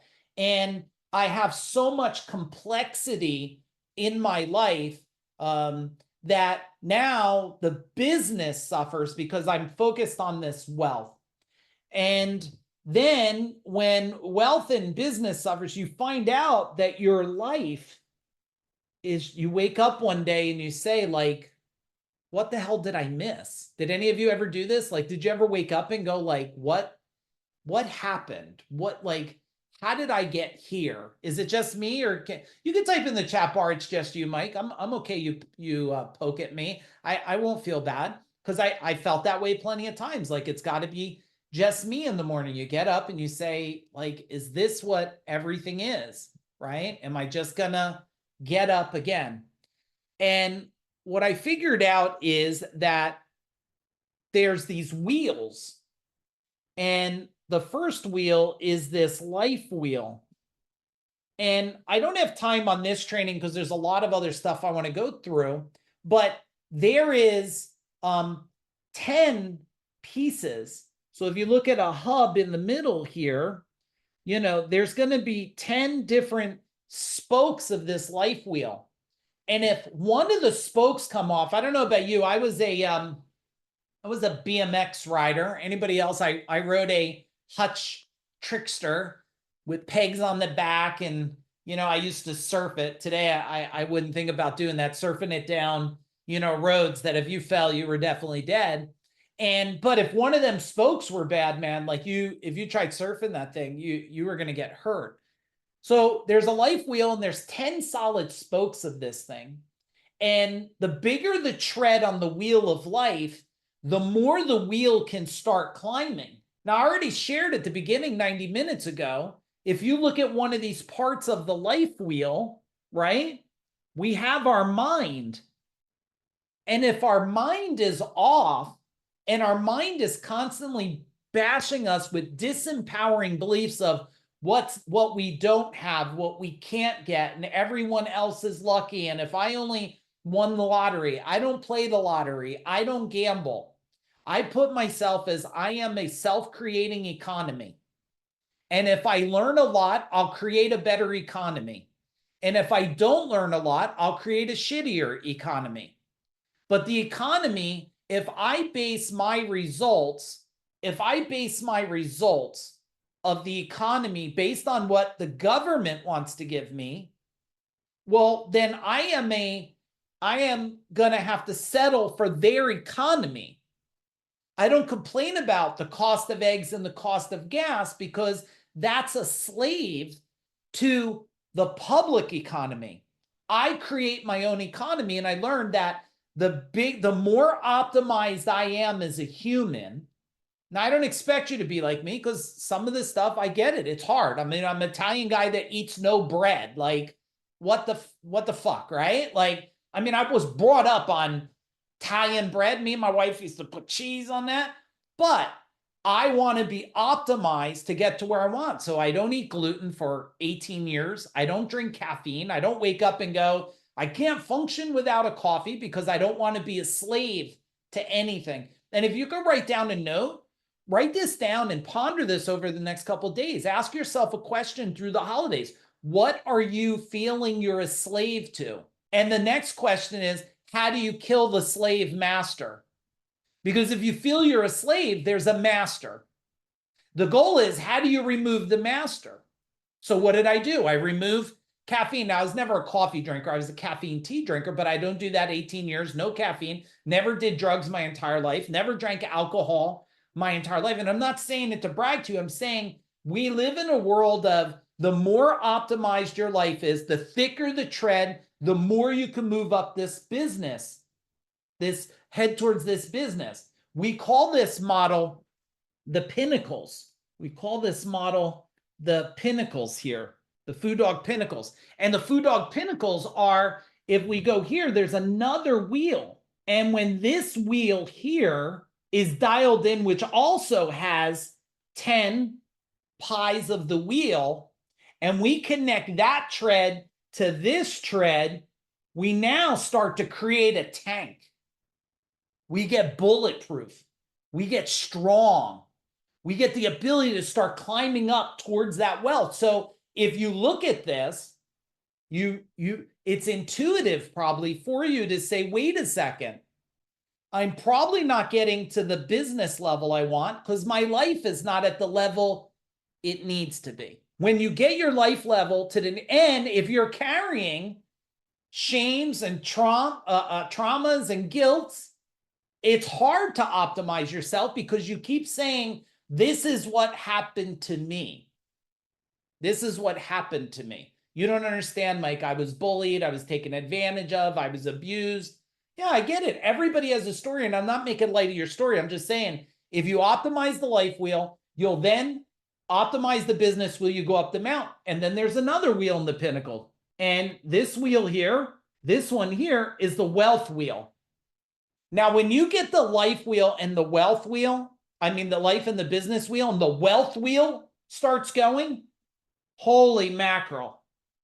This becomes what we call life, business, and wealth by design. And for some of you, it could feel so far away. It really can. And it could feel like there's no hope, no possibility. And I promise you, it's just because you don't know the next best thing to do. Not right or wrong. I don't believe in rights, wrong, goods, bads, positive and negatives. I believe that's all based on the definition you give it. The election just taught you that. The election, like one person said that was the best thing, the other one said that's hell. So there is no right and wrong. It's just your belief system of how you want to believe. And is it moving you forward or pulling you back? So if you look at this, it's about the next decision you got to make, but not making it alone. And if you're making the decisions alone, it's very hard to move forward because you're taking your best guess. And if you wanted to become wealthy, I bet if Warren Buffett was telling you what to do with your money, would you probably have better chances of winning than if your neighbor told you about money? Tell me, unless your neighbor is Warren Buffett, then that just backfired on me, right? But if your neighbor is not Warren Buffett, you want somebody who's been where you want to go and know that you want to go there, okay? So type in, what is your big takeaway from the pinnacles? Because you need to understand all three, life, wheel, business. And now I don't have time. There's 10 of each one and 30. And if we went through all 30, we would go to 8 o'clock tonight. And even though a bunch of you would stay here, we would lose track of time, right? We'd lose track of time. Maybe we'll do a separate one if all of you want it. Separate one on the life wheel, a separate on a business wheel, a separate on a wealth wheel. If anybody's interested in that, just type in interested, and we'll talk about it. The legacy members, you guys know we do a full-blown planning at the end of the year that's called Season 2025, where we'll be deep diving into, in the legacy group, every single section of this with a strategy to put in place. So when you come out of January 1st, 2025, you are already have momentum. Like you don't crawl, sit, New Year's Eve, and then start to run. You start jogging right now and slam into 2025, full-blown sprint. That's the difference between winning and scaling and losing and pondering, right? If you want to create your own economy this year, this is an economy mountain. You want to go up the mountain, you want to win, boom, this is where we are. Okay. If you got it, give me a big old boom in the chat bar. Give me a boom in the chat bar because I want to make this is very impactful when you can see the correlation of all three pieces and how they work together. Now, once you understand the pinnacles, we then want to go into what we call the food dog powers. Now, the food dog powers have a couple different things in it. So let's draw together. Make yourself a really big circle here. Make yourself a big circle here. And within the circle, let's draw a little circle in the middle. And then what I want you to do is I want you to make almost like a peace sign. So I want you to put a line. You didn't know you were coming to drawing class. Hopefully I'm removing all your trauma from childhood art class and stuff for you. See, you can draw, and it's amazing. And what I want you to do on the first bottom line here is I want you to put like a little smile face there. And underneath that smile face, I want you to write skill power. Now, skill power is the skills you need that you don't have, because the phrase is, and I do believe in this phrase, that's why I'll say it, what got you to where you're at will not get you to where you want to go. You have that? What got you to where you're at will not get you where you want to go. I've never been able to prove that different for myself. In order to get to places that you want to go that you've never been at, we need skill power. Now, the thing about skill power is most people are focused on doing things that are not solving the things. Tell me if you've ever done this. Did anybody ever recommend a book on Facebook? We'll just use Facebook. And someone of influence said, this is an amazing book. And you went and ordered the book and read the book. True or not true? Tell me in the chat bar. Did you ever do this? True or not true? True. So you ordered this book. Hey, Ryan, nice to see you. Paul. And the book, though, is a book of knowledge, but does not solve your most immediate problem. What happened there? So I paid a guy $3,500 an hour. Holy camole.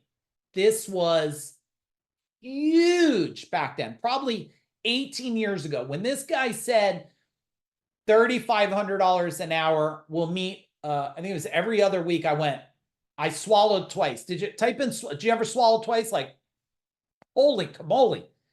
But I thought, man, if a guy that charges $3,500 an hour, this stuff's going to be good, right? It's going to be good. So I asked him, I said, he did. He gave me something at that time for $3,500 that made me millions. I'm not exaggerating, millions of dollars. It's something that no one else would know, no books, you would never trip over it in lifetime. And in the end, I said, what should I be reading from now till next time we meet? And this changed my life. And I want to gift it upon you to change yours. He said to me, what is the number one problem you're dealing with? And I said at the time, culture. He said, perfect. He goes, you have two choices. He says, buy 5 books on culture. He goes, and you're going to get a result. He goes, read every book until you solve it. He says, if you get to page 5 or 10 and it solves your culture problem, he says, give all the 5 books away to someone else with a culture problem. I said, okay. He says, and you'll get there. I'll get you there quicker. He said, number 2, go find the number 1 person on culture and go pay them to teach you. Say, how much does it cost? And he says, the difference is you'll solve something in an hour versus solving it in weeks or months. Because I don't know about you. You know, sometimes I got 5 books I'm reading. It could take me a year to get through 5 books. I start one, I start the other. They're next to my bed. Look, I'll just show you guys something, just so you believe me, right? This is the books I just got.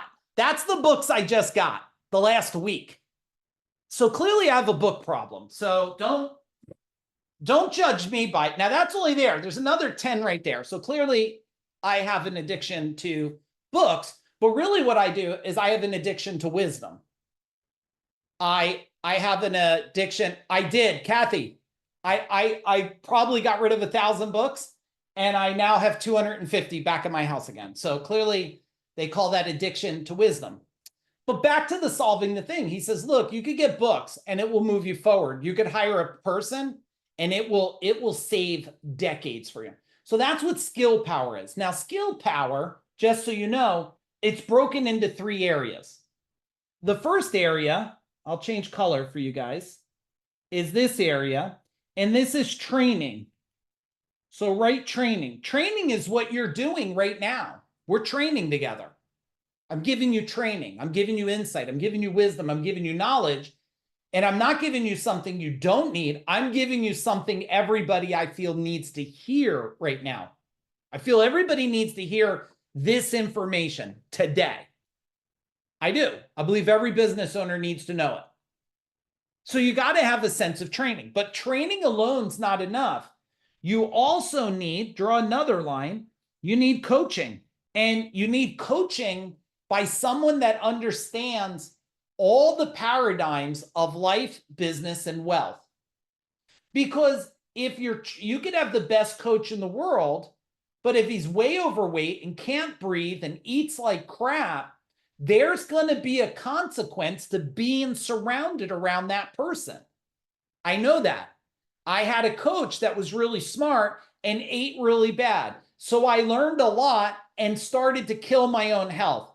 If you can relate, give me a hand up. Yes? Can you relate? Yeah.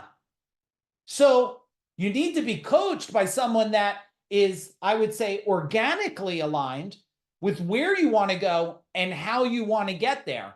So when you see me on social media, and I'm sure you see me poking at people saying like, look, and it's true, if you come to one of our events, which I hope you do, there's no drugs, there's no alcohol, we're not smoking cigars. I'm okay you do that.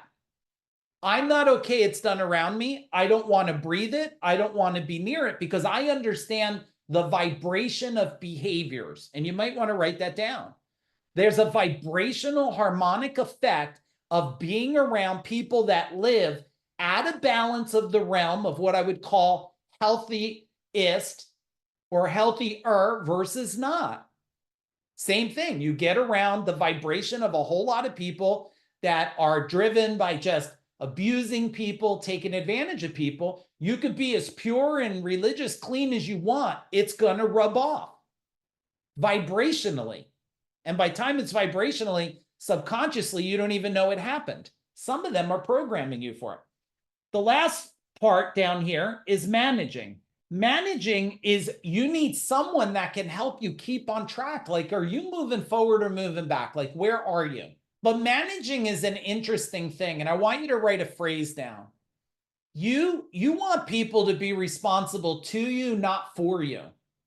Like, I'm responsible to you here, which means I'm here to serve you, give you knowledge and wisdom. I can't be responsible for you because now coaching people for decades, I gave 2 people the same exact information. One wins, one loses. One loves their relationship, one hates it. One's making lots of money, one's losing. And when I used to peel back, because I had nothing really better to do, but examine them under a microscope, I found out the one that was winning was holding themselves, right? I was accountable to them, not for them. They had accountability themselves. They took the info and implemented. If it didn't work, they didn't quit. They stayed engaged 100%. They asked good questions all the time. The people that didn't win, that said they did everything, I looked at it. They never completed the project. They ran the postcard and never checked the stats. They made money, but they never tracked the money. Their process that they give their team was verbally not written. They had a dashboard in their mind, not written for people. Do you see this? Tell me you understand in the chat bar, please. Tell me I'm tracking here. Because this is the difference. If you look at the skill power, you can't just have one, you need 3. And anywhere within the 3, you have the whispers of the negative trees. You will like chirping at you, your training will suffer. If someone's chirping at you, like, why are you on? It's dinner time. Why are you on this training? Chirp, chirp, chirp. You're now not being coached. Where are you? Shouldn't you be home? Get this. Chirp, chirp, chirp. Now you're not being managed. And because you haven't gained the skills to manage the chirping of the outside world. Does that make a sense? Like you could either listen to the bird outside, you could kill the bird, I guess, and eat it, or you could just move the bird feed to another yard and let that bird go chirp in the neighbor's ear. I'm really good at relocating the bird chirping. I'm like, hey, Mr. Bird, I'm not going to feed you no more because I don't want to listen to you no more. So I'm going to relocate you to the neighbors because they love chirping birds. If that makes sense, give me a boom in the chat bar, please. Now we're going to go back to the circle here, and I want you to put another line like this in the top right. See where I did this on the top right? And in the top right here, we now have what we call mind power. Now, tell me in the chat bar, please, who, and team, you know I'm about to ask for something. You'll see in a second. Who has not read the book Mind Power? Just type in power in the chat bar, question mark, so I know. Who's not read the book Mind Power? Like, I don't care if it's in a stack of books like this. Did you read it? Team, get the link for them to get the free digital copy of Mind Power. Okay. Those of you that did not read, look at how fast they are. There's the link. They're going to keep posting it for you. I just gave it to you free. You're welcome. Those of you that read it, take the free link, send it to your family. Save yourself money and time, everybody. That's what I would tell you, because if your family's feeding you the chirping world of shit, give them the book Mind Power so they could change, and then they'll be aligned with you. There is not an audiobook. We're working on that, audiobooks for a whole bunch of our books right now. Okay, we're working on it. Okay, stay tuned. But for now, read it or take the audiobook and throw it in. You probably could throw the audiobook, I mean the book we gave you, the digital version, in ChatGPT and tell the thing to read it to you, and then you could have story time, right? So there's your hack. If you need an audiobook because you want me to talk to you before you go to bed, just say, sound like Mike, aggressively intense, and while I'm going to sleep, curse a little bit. Okay, that will serve you well. All right, but when we talk about mind power, there's 3 components of mind power we got to have. Just so you guys know, I wrote a book called 9 Pillars. I tried to break the book, and finally I broke it, and I evolved it to the Food Dog Power, which has evolved and created more impact today than anything else that we've created. So that's what I'm giving you right now as a gift. The first one that we have is the subconscious. And if you can't read my spelling, my team is amazing. Can you just put love in the chat bar for my team? They're the ones putting all the notes for you and saving you time. So just put love you team, because they're incredible what they do. I've never been on another training on Zoom ever, still to today, from the greatest in the world, they say, that functions as well as the Food Dog team does. So thank you, team. As the mind, there's the subconscious. We spoke about that. The subconscious is everything you've experienced in life. If you were hit, smacked, or loved, if you were kissed, your first time you've had fun with somebody, when you were married, when you had babies, everything. It's in your subconscious mind, the good, the bad, and the ugly. Which, if we have things in our subconscious mind that are not serving us to our greatest life, business, and wealth by design, well, then we have to address that. That's got to be one of our core things to address, is our subconscious mind. It's one of the things we work at in Food Dog Group in our different levels of programs, and all our programs, as you know, if you've attended anything in the past, we want to tackle the subconscious. Once we do that, boom, now I can give you new skills. It's the secret power that for some reason, most of the people teaching stuff, because I don't know about you, like I went to amazing things and then nothing changed. Why? Your mind didn't change. Your mind, your next one, the conscious mind, might have processed, whoa, this is amazing. This is incredible. What a great resource and tool. But your subconscious said, why are you going to do anything with it? You failed in the past. Don't you remember you got hit as a kid? Don't you remember your ex-husband told you sucked and were nasty? Don't you remember your neighbor, right, crashed into you and said you deserved it? So your conscious great idea gets destroyed in the subconscious side of things, right? All of a sudden it's there and it's like, what just went down? right? It's like, what just happened here? What just happened? And so we have to make sure our conscious is going to the subconscious computer.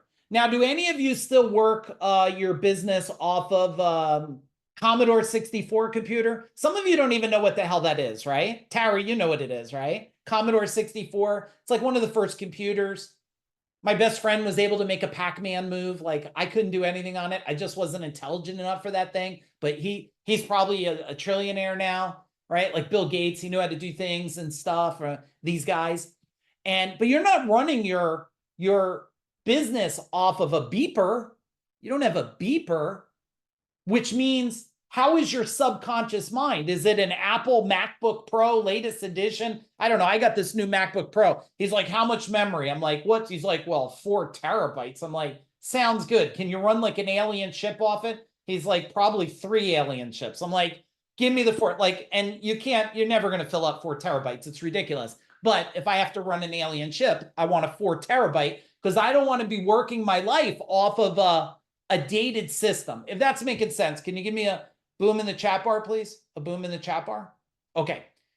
The next thing is if, or I should say when you evolve your mind power, your subconscious is dialed in. You're not triggered by guilts and shames and traumas in the past, and you were broke or you are broke now. Your conscious mind will function better, and then you'll get to what we call the super conscious.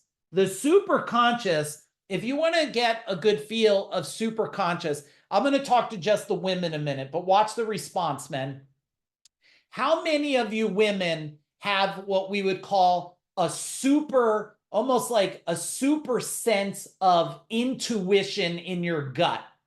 And you say to yourself, my gut, a spidey sense, Kathy says, right? This is for you. And the more clear your mind is, the more clear your subconscious, the more you're in tune with, Judy calls it her core. Kathy calls it spidey sense. Some call it gut. That is very close, that intuition, to what we would call super conscious. And without getting too deep into it, because this is not about energy, it's tapping into the field. My team put a spider. That looks creepy, but that's good. All right, a little aftermath of Halloween. Put a Christmas tree or something in there, okay? All right. So now we got to finish the last ring here, everybody. So draw the third ring here. And if you're digging this model, the food dog power, can you type in digging in the chat bar? Do you understand? I hope you're staying. I can't see all of you because I'm sharing my screen. Are you staying laser focused? Because this is the superpower of superpowers. So now the next one, as you know, nothing can happen without action power. Action power.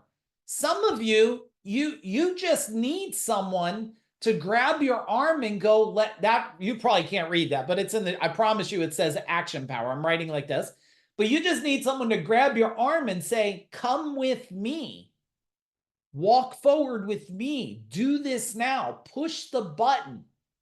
But there's 3 components, and we talked about it a little bit before. The first component is you have to have clarity. You can't take massive action on vagueness. Write it down. You cannot take massive action on vagueness. I want to grow my company. Okay, you want to grow it in customers? You want to grow it in resources? You want to grow it in money? You want to grow it in profit? You want to grow it in impact? Like, I don't even know what grow my company is.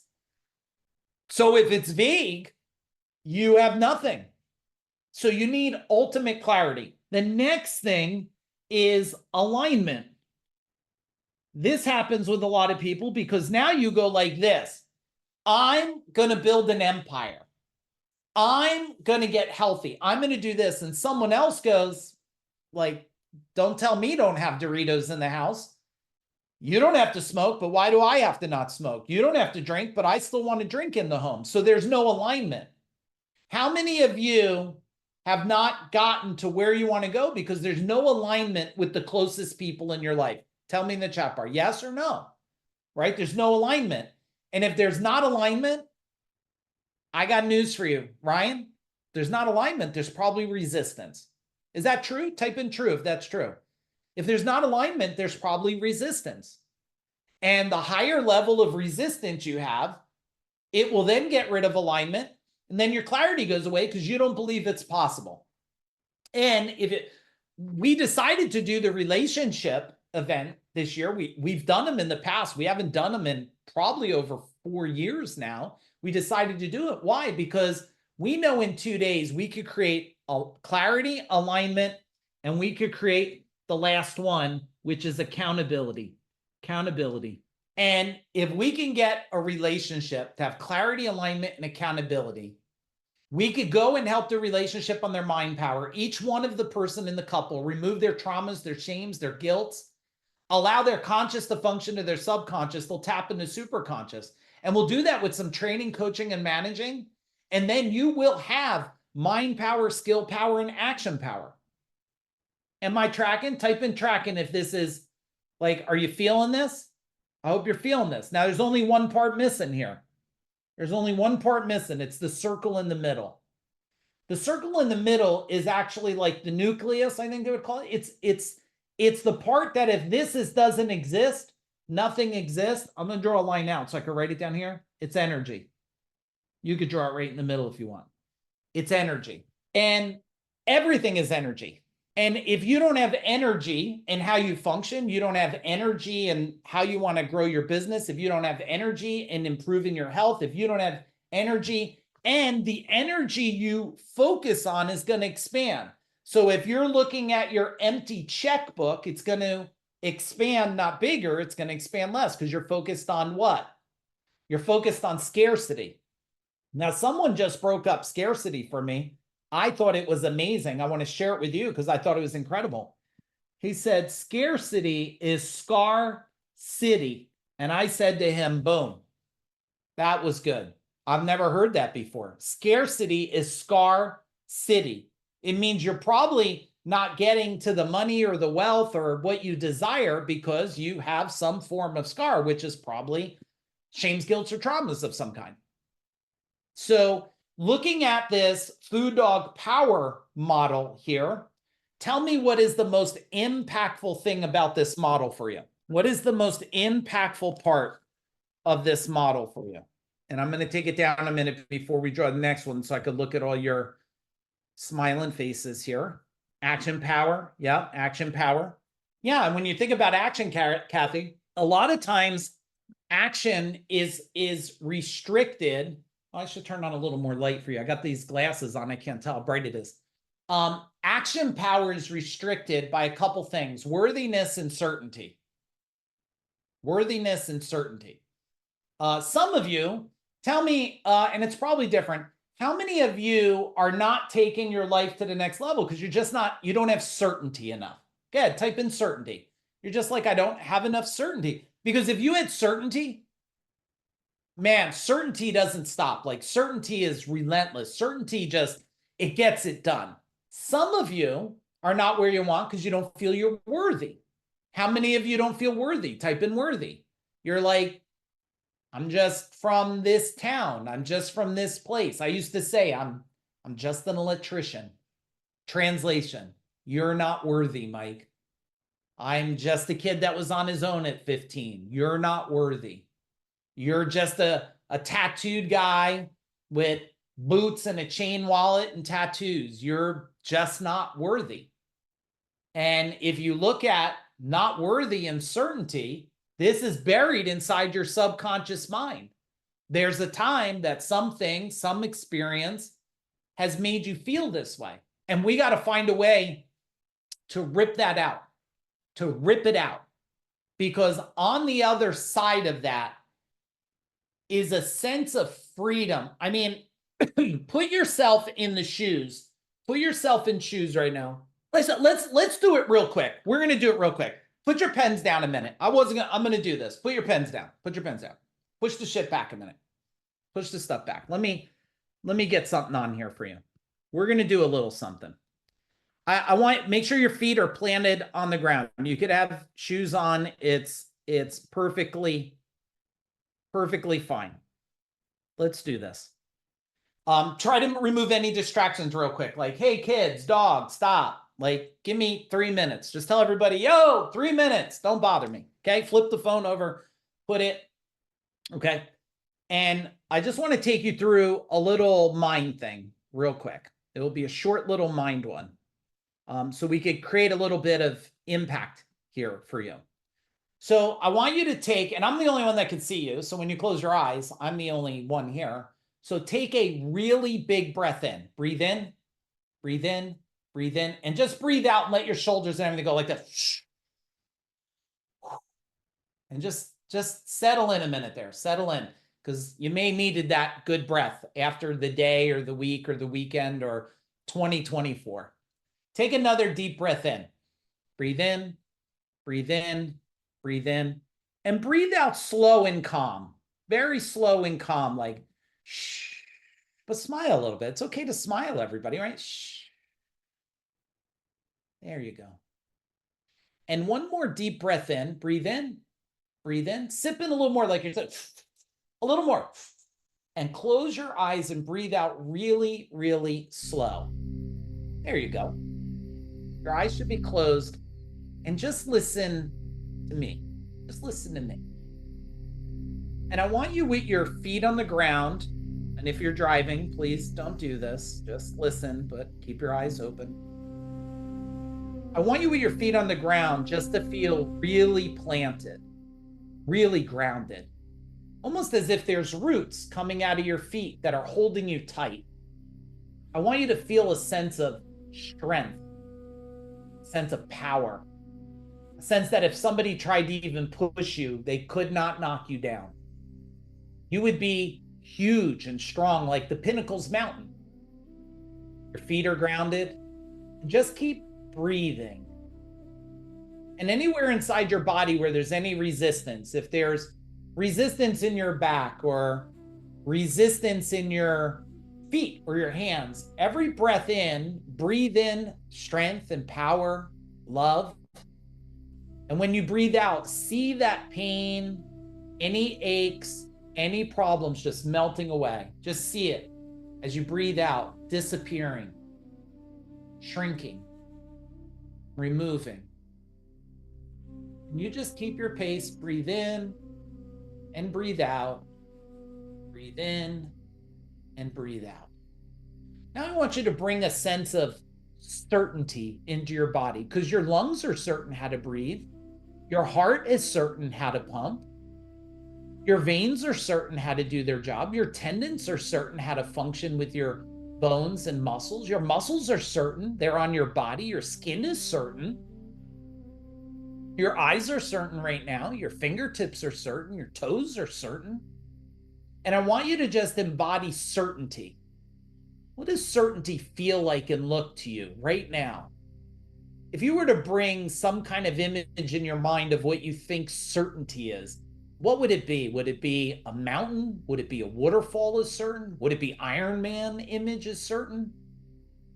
Embody certainty, knowing that you know who you are right now. You're a person here learning, evolving, training, growing, expanding, growing your mind, and embody that certainty right now. Ramp it up a little more. You know how you turn on a dial and you turn the dial and the volume goes up? Just not too much. Turn up certainty just a little more to the point your shoulders stand up a little bit. Your chin comes up. Your eyes are still closed. Your chest is up. Your breathing is with confidence. Your mind is focused on yourself and my words. And turn up the volume of certainty just a little bit more. Feel the strength coming into your hands and your arms, your legs and your feet, your body. And turn up certainty just a little bit more. And settle into that certainty right there. What's possible now within this level of certainty? More clients, more customers, more profit, making decisions without stress or anxiety. What can you have within this level of certainty right here? How will you have conversations? How will you step forward? How will you make decisions with this level of certainty right now? And now I want you to bring in worthy. There you go, worthy. Feel worthy, because you're worthy. You're worthy to me. You're here. I'm here with you. I want you to feel worthy. You're worthy of greatness. You're worthy of amazing health. You're worthy of incredible relationships. You're worthy of building the company you want. You're worthy of the career you desire. You're worthy of life, business, and wealth by design. And if you have anything that's saying you're not, go back to certainty again. Plant your feet harder. Lift your chest up higher. Pull your shoulders back more. Because within certainty and worthiness, you will have results and start moving forward. Embody this moment right here inside of you. Lock it in as something that's not a couple minutes of time, but something you choose to have your mind play over and over. I am certain I am worthy. I am certain I am worthy. I am certain I am worthy. Take a nice deep breath in and breathe out, but keep that sense of certainty and worthiness. Breathe in again. Feel strong, powerful, and breathe out. And one more breath in, breathe in, breathe in, breathe in, breathe out. And when you're ready, open your eyes and shake your body out a little bit. Feel whatever little creaks and aches have been in your body, shake it out so they no longer exist. And go to the chat bar and type in, what happened for you? What did you feel? What has changed for you? Tell me what you feel in your mind, what you feel in your body. Did any aches and pains go away? Confidence, I love that. Strong, shift of confidence, powerful, refreshed, love myself, freedom, gratitude, confidence in me, strong, grounded, gratitude, stability. I felt weight drop off, peace, no pain, shredding crud. I love that. Felt lighter, more confident, action without certainty, no limits, clarity, calm, relax, calm. There you go. So what you see here, let's go back to the diagram. Thank you for playing full out. When we go back to the diagram here and you look at this, so because I don't want you to just know the process or felt the process, I want you to know what was happening there. We were doing an exercise with you, right? So that you can go to a subconscious level and a conscious. And did any of you, tell me in the chat bar, did any of you disappear at all? Like all of a sudden you came back, you're like, what, like how long was that? Where did any of you feel like you escaped a little bit? If not, it's okay. Yeah, Kathy, because you went from the subconscious to the conscious to the superconscious, where your mind goes, boom, out.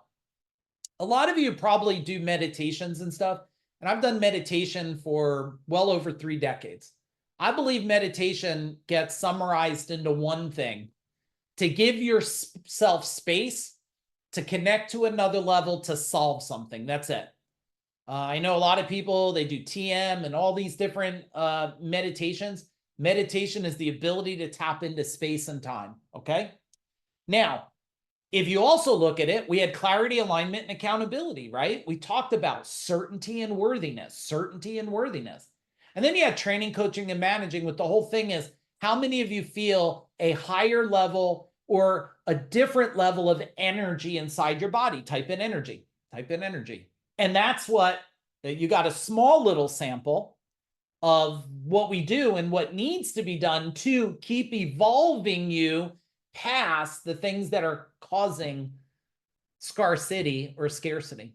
Okay. All right. Before we go into the model, I do have another model, but I'm pretty sure that I'm a little over on a pee break.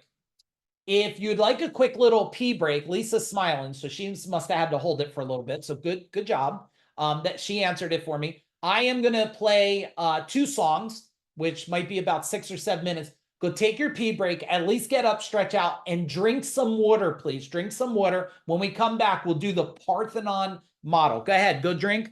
I'll find you a good song to listen to. I'm going to stand and stretch my legs also.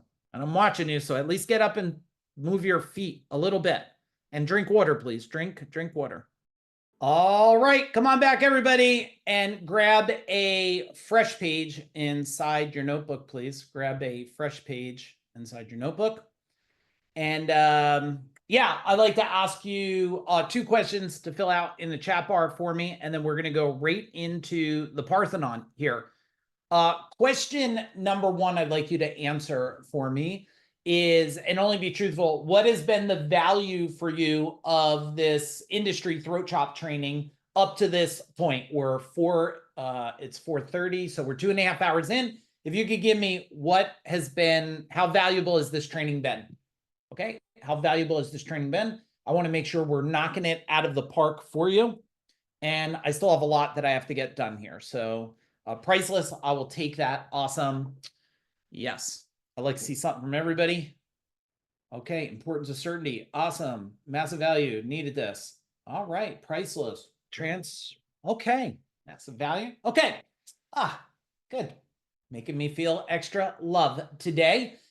Second question, which would be really helpful for me. A lot of you have been in my world a long time.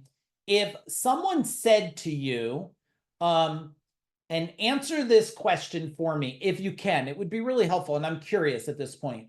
Food Dog Group is a blah, blah, blah, blah, blah. What are we? Food Dog Group is what?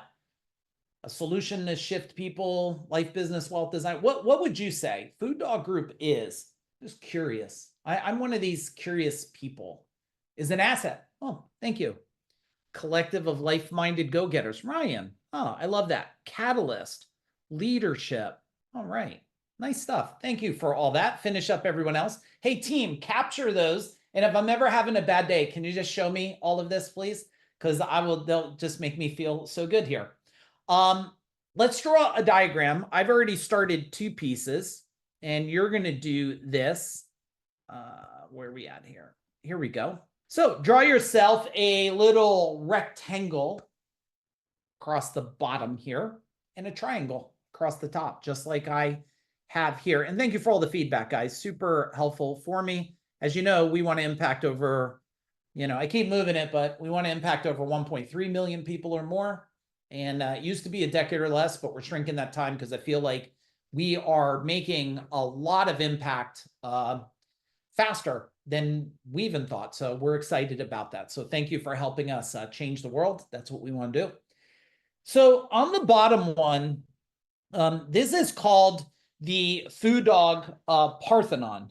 Okay. If you're like me, you might need the spelling of things, even though I did get an English award because everybody else in vocational school was pretty stoned. So they had to give the award to somebody. So I got it because I was probably the only one that didn't do drugs. So I do have a fake gold pen for that. I can maybe even show you someday. I probably have it somewhere. So this is the Parthenon.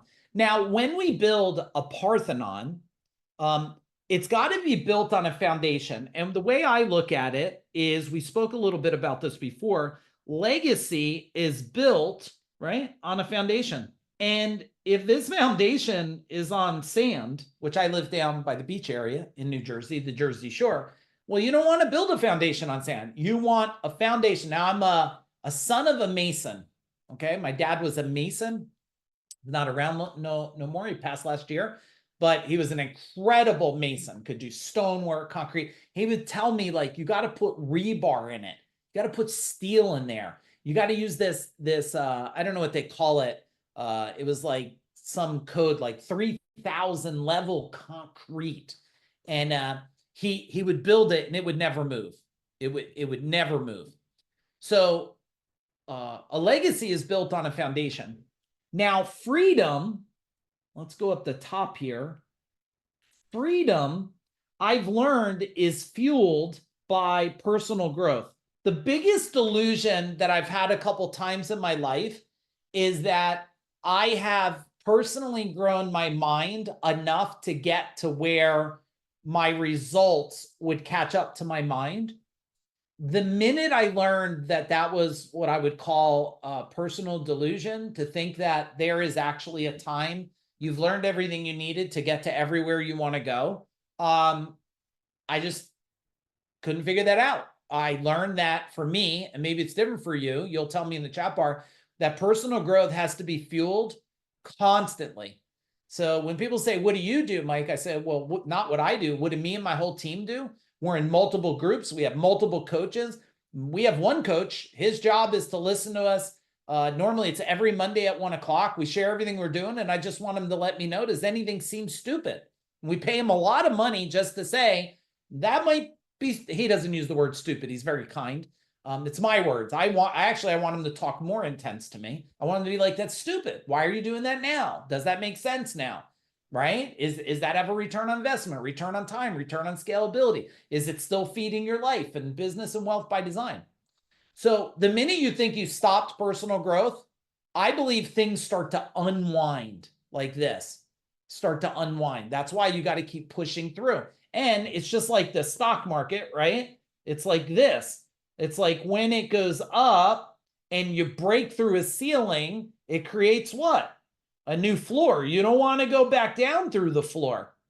But when your personal growth is not there, you start chipping at the floor again. And then you break through the floor. And then this here, this is where life has hit rock bottom, right? I have no money. The relationship fell apart. The kids are falling apart. Like everything feels like it's falling apart. It's like all of a sudden, welcome to the gateway of hell, right? And I understand all of this all too well. I promise you that. So within this, when we examined the past, not the present and not the future, when we examined the past of what we did, we found out that there was a whole bunch of powers that fuel a pillar to hold up freedom and create a foundation of legacy wealth. So I'd like to give you the powers, and you're going to see how it makes sense. And then you're also going to see the solutions we have for the powers. So power number one is leadership power. Now I'm going to try to write this in there, but my team will type it in the chat bar. Leadership power. Now, the reason why leadership power is so important is because every one of you are leading somebody, even if it's just trying to lead yourself. And that can be complicated. Can that be complicated leading yourself? Type in complicated in the chat bar. Right? It could be complicated just to lead yourself. Get up in the morning and go into your office and your work. And, you know, especially as business owners, anybody who's a business owner understands pressure. Anybody who's not a business owner, you have what's called perceived pressure. Now, you have pressures of others in your life, but I promise you, a business owner, they're fighting for the livelihood of the people all the time. Now, the stronger your leadership skills, the easier it is to get to the next level and move up, right? Move up the pinnacles. And as you move up the pinnacles, you got to remember, as your life, business, and wealth grow, let's say it grows to 5 million, the life wheel's dialed in, your health. Like I'm working on reversing my age. I'm doing really good at it. I got another blood test coming up. We'll see how I'm doing. I was beating it by a decade. We'll see what I'm beating it by now. You can reverse your age and you could prove it out by blood test. And when you get to wealth, so if you're at 5 million on this stuff, you will need another level of leadership to go to 10 million. If you're at 500,000, you need another level of leadership. It's something that I've invested personally year after year for decades on this. And in being in martial arts, you might as well call martial arts a form of leadership, because in martial arts, like you're leading yourself, you're leading others, you learn how to lead classes. So that's really, really key, is the leadership power and the power that fuels that pillar. Now, tell me, already into this, if you look at, and my son has written a book on leadership, a team, put the picture of his book in there for me, please. And if you start losing your leadership power, tell me what happens to your legacy and your freedom. Tell me in the chat bar, what word do you want to use? Is it shrink, collapse, implode? Starts to fall apart, right? Now, the next one, the next power is marketing power. Marketing power. Because if you're trying to do marketing, but there's my son's book in the chat bar. I I think we could give you, if anybody wants a free digital copy of that, Megan, tell them what to do to get a free digital copy. Like give them email or something to reach out to you.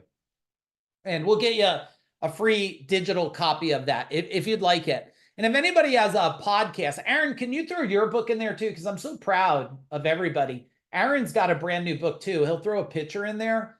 And he's going to talk a little bit about some stuff. And his book is incredible. So if any of you want a copy of that, and depending on how many of you want it, maybe we'll surprise some of you with some physical copies and some of you with digital. We'll get that together. So also, if anybody has any podcasts, I love, like, these guys knock them out of the park. So Aaron will show you his book, and boom, you email Megan and tell her, hey, can you get me a book? And she'll tee it up with the team, and Megan, you'll help Morgan get aligned with it, and you guys know what to do. You don't need me to talk about. So we need marketing power. Without marketing power, you will spend a lot of money and not scale your company to where you want to go. Hands down. Without marketing power, you will not get your company to where you want it to be. I don't know anybody that has. And without marketing power, you're a slave to everybody and every agency because you don't understand enough about it to communicate with the people you're hiring. I'm not against the agencies. I'm against the ignorance of the owner that doesn't understand how to navigate an agency. Am I tracking? Does that make sense? Can you give me make sense in the chat bar, please? Does that make sense? Because when people come to me and they go, I'm paying, oh, there's Aaron's book. Check that one out, The Master Execution System. So if you want copies of that, type it in there. The team will get it. I want to over deliver for you guys. And then if you love them, get them on podcasts, refer them to people, and get their books out there. So if you have an agency and people would call me, oh, my blah, blah, blah, my cost of marketing. And I said, explain it to me. And they're like, I don't know how to explain it. I said, well, what are you're praying? So you have marketing prayers. So you got to have leadership power. You got to have marketing power. When people ask me, like, what do you have to do? I say, well, let me show you the powers that hold up the Parthenon, that give you freedom and build a legacy. And a legacy is something that doesn't die. After you're gone, it keeps getting results for people and changing the world. Business power. Now, business power is, I watch people doing very sporadic business things. Not sporadic, very neurotic. I don't even know the word. Very, like, weird. Let's just call it weird. I watch people change their logo into weird things. They don't have an expert helping them.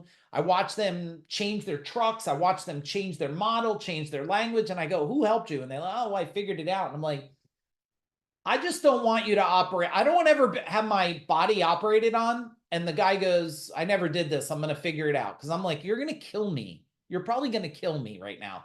So, like, don't kill your business. That's business power. The next one is, the world doesn't spin without sales power. Sales power. You have to understand the art of communication. Sales is nothing more than communicating with a high level of fair exchange, where they see the exchange so valuable that they're willing to invest in you for the exchange of this. I would like to think that, knowing what you know about this training now, I'd like to think people would pay a lot more for this, right? I mean, you only needed less than one thing to pay back, even if you paid $699. Like, one thing changes the game for you guys. This one model, the model before, right? So you need sales power. You also need life power. The next one is life power. Now, life power is, right, the life wheel. Like, you have to understand all the aspects of the function of your mind. You have to understand your energy field. You have to understand how to optimize yourself. I don't drink, guys. I don't drink Red Bulls. I don't drink X drinks. I don't do caffeine shots. I don't do any of that. So my team will tell you, how you see me now is how they saw me at 9:30 in the morning the other day. It's how they see me at night. Now, it's not that I don't ever get fatigued sometimes, but it's pretty damn rare, and I can supercharge quick because I have life power, right? And I'm not waking up at 4 a.m. in the morning and, sniffing butterfly butts and jumping in cold plunges. I'm not against that stuff, everybody. I just don't do what most people do. I don't subscribe into the average. I subscribe into what works for my body, my mind, to evolve me to the next level, right? So, and if I woke up at 4 a.m. in the morning, it's because I'm probably vomiting because it's too early for me. The military people on here, they do it all the time, and I hope they just think about me in the morning when they're up, but they're thinking Mike's still damn near sleeping. All right, next one is wealth power. You can't build wealth if you don't have wealth power. If you don't even understand the dynamics of money, the frequency of wealth, the vibration of all the ecosystems of monetary things, if you don't understand the ecosystem and the vibration of credit cards, and not in a negative light, in a positive light, in a balanced light, and you don't understand, you know, checks, and you don't understand banking, and we're not talking about wealth power with crypto. We're not. Wealth is an understanding and a frequency on the highest level. So that's what wealth power is. And the last one here is relationship power. Because I don't know about you, but any time in my life that my relationship was upside down, everything else on these, every one of these powers fell apart. What about you? Tell me in the chat bar. You're in an argument with your wife, your partner, things aren't working out. You don't care, immediately don't care about it. You're like, F the business, F your health. You're eating Cheetos. You don't care. You're like, forget about the bank. I don't care about the bills. I don't care. You don't care about nothing. Nothing. And people know this, and they never invest in their relationship. They think date night, you got all these people, gurus online, and they tell you like, well, if you go on date night, everything will be better. Like, you know, you'll be having sex every minute, and you'll be smiling and giggling all the time. Just go on date night to TGI Fridays or some shit. I got to tell you something. I don't know about you, but like, I don't want to date my wife, because when I dated her, I wasn't committed. Do you guys get that? I don't want to date my wife. I want to have an expanding relationship with my wife.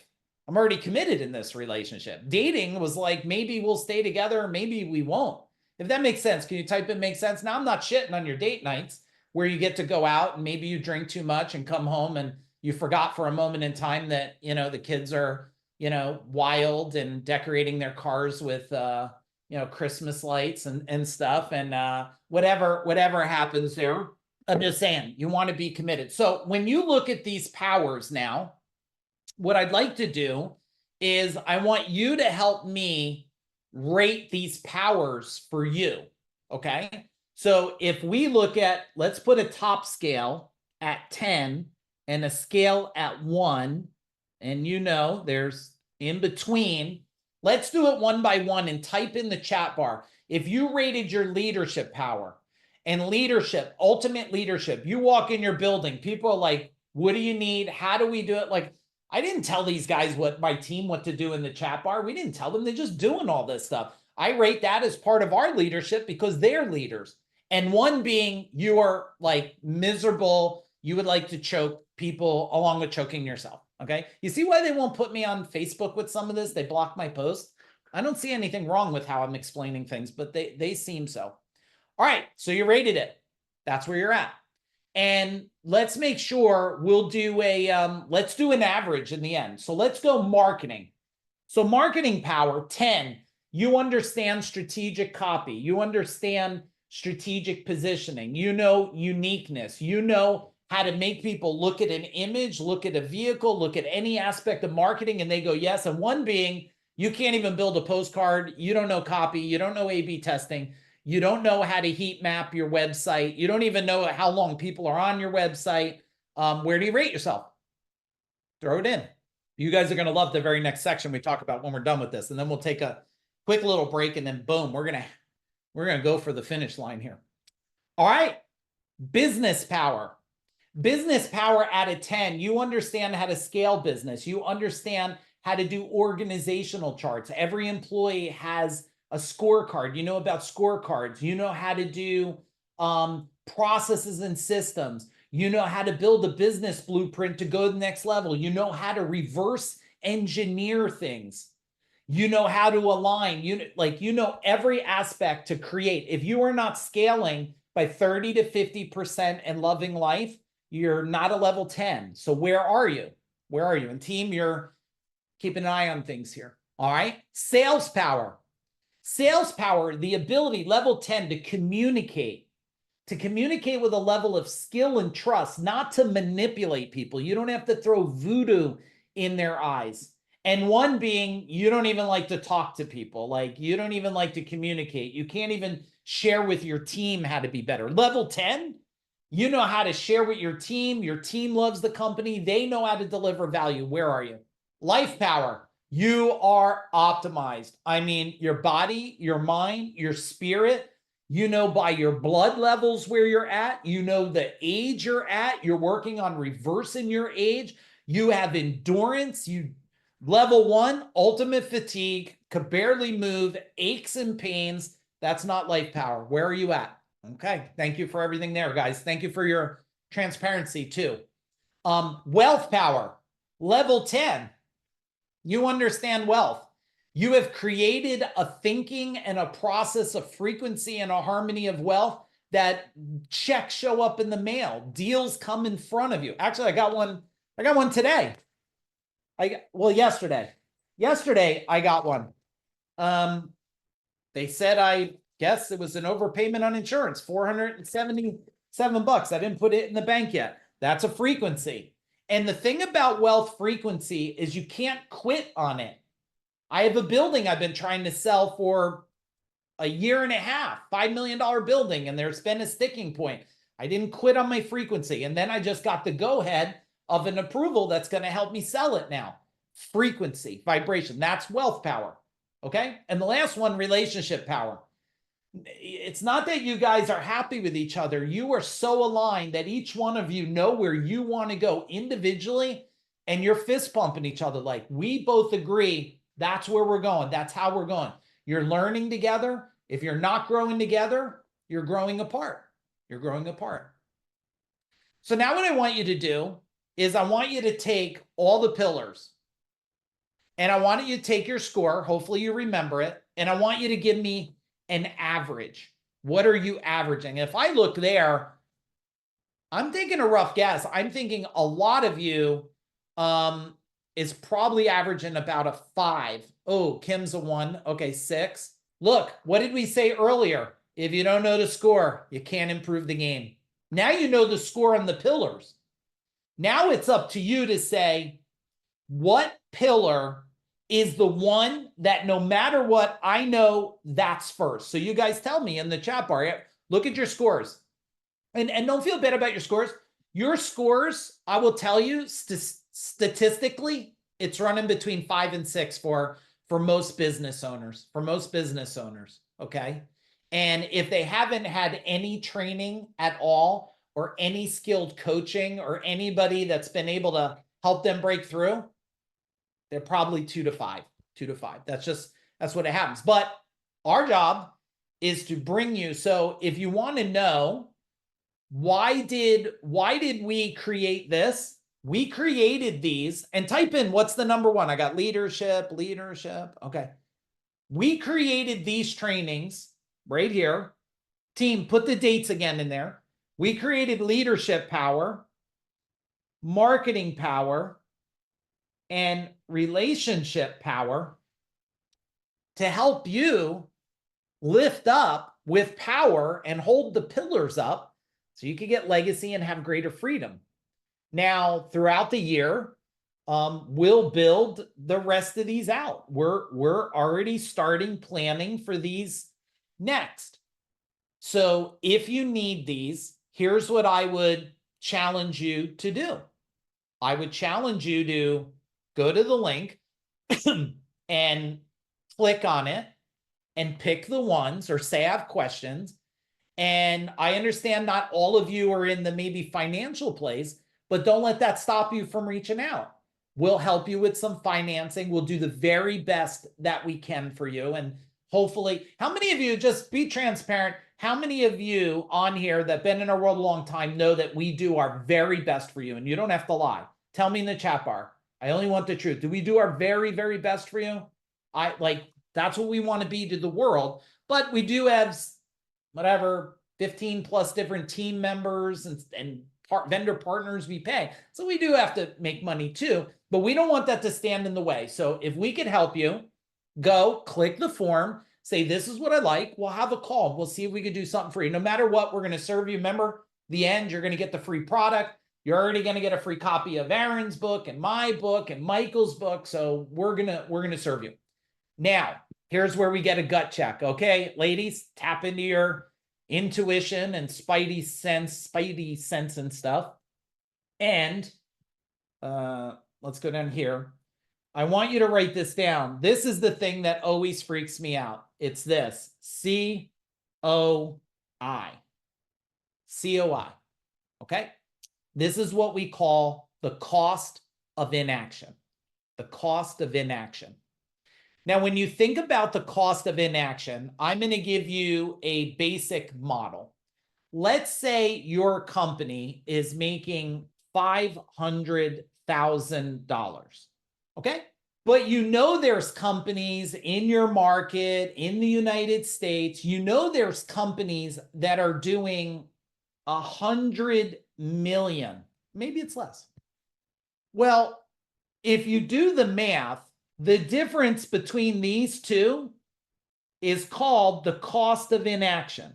It says to you that because you're not making a decision that someone else is making, you're not getting this in the middle. Now, remember, I'm not here to tell you to get more or get less. I'm okay if you live in a cave. A matter of fact, I hope you have a little extra spot in that cave for me because I'd love to visit myself. I love to come and hang out. I love to be alone. I love myself. I love to be alone. But for a lot of you, you want more and you're not afraid. Like, here's what I want you to do. If you want more and you want to say it in a safe place where you're not going to be judged, like your stepmother pointing their finger at you, type in the chat bar, I want more. Go ahead, because I'm okay with it. And I want you to want more if you want it. So if you're ever getting shit on by people in your world that like, aren't you just happy, struggling? You reach out and private message me and Mike say, Mike, can you tell me I deserve to have more? Because I'm going to say, if you want more, let's get fucking more, right? Let's get more. It's okay. Because the more money and more wealth you get and the more freedom in your life, I got news for you. The more you're going to get to help people. Look, if you're here and buy one of our trainings, I love you, we're going to serve you. If you're here and don't buy a training, I'm still serving you. And we're serving you for 4 straight hours. Why? Because we got ourselves to a point where we can give more because we made more. So I could give more. So I always tell people that are struggling to get more, well, get your ass in gear because the more you get, the more you can give. Now, the whole world doesn't do that. Some people get to keep, and that's fine. That's there. No judgments there, but we want to get to serve.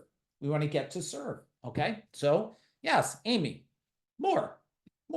So this is the cost of inaction. So now we're going to take a gut check and I want a number. And the reason why I'm sharing with you or telling you that I would like a number is for a reason. When you use things like priceless, I let you slip on that. I let you go buy on it, priceless. But I don't know is priceless $1 trillion? I don't know if it's worth $1 trillion. I don't know. What I want you to do is think for 1 minute. And there's going to be no judgments because you're going to have numbers from $500 to 500 billion. I don't know. I want you to think right now. If you optimized all those areas, all those powers, and you optimized and you got the food dog pinnacles optimized, you got the food dog power optimized, you got the Parthenon powers that power the pillars optimized, what is your believable eagle? Cost of inaction. What's your believable? Is it 30 million? Okay, it's 9 million. I did 32 million in my one company, was tracking 40 and you know, I paid for a lot of trainings, but I got no college degree. I got a degree in common sense and a degree in unwilling to quit. I should get that printed on the wall. It should say Mike Agugliaro's degree, unwilling to fucking quit. That's it. I am relentless to the point if a limb falls off, right? And so that's the cost of inaction. And you can do exactly what I did. You just have to do a lot of what I did. And not everybody wants that. A lot of people are more, thinking, hey, I'd rather cruise and travel a lot. And I'm like, that's good, but don't cruise and come back and tell me you need a vacation from your vacation. Because that's like, that always makes me want to throat chop people when they say that. I'm like, don't go away. It's not a vacation if you come back and go, oh my God, I need a vacation from a vacation. I'm like, well, imagine if you didn't even have a vacation, right? All right. Throw punch. That's right, Jason. I always feel that way. Okay, 500K, 10 million, 14 million, 1 million. And guess what? Every one of your numbers is believable at the moment you commit to it, hey, Brendan, and the moment your identity aligns with it. Remember we talked about identity? Your identity has to align with that.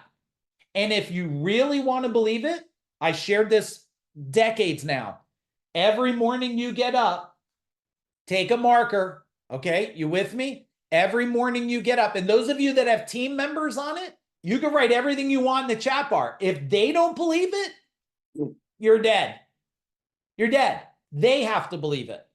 And they got to believe, anybody that works or is on a team or company here that works for somebody, believe, because when a company grows, everyone gets more. They don't get less.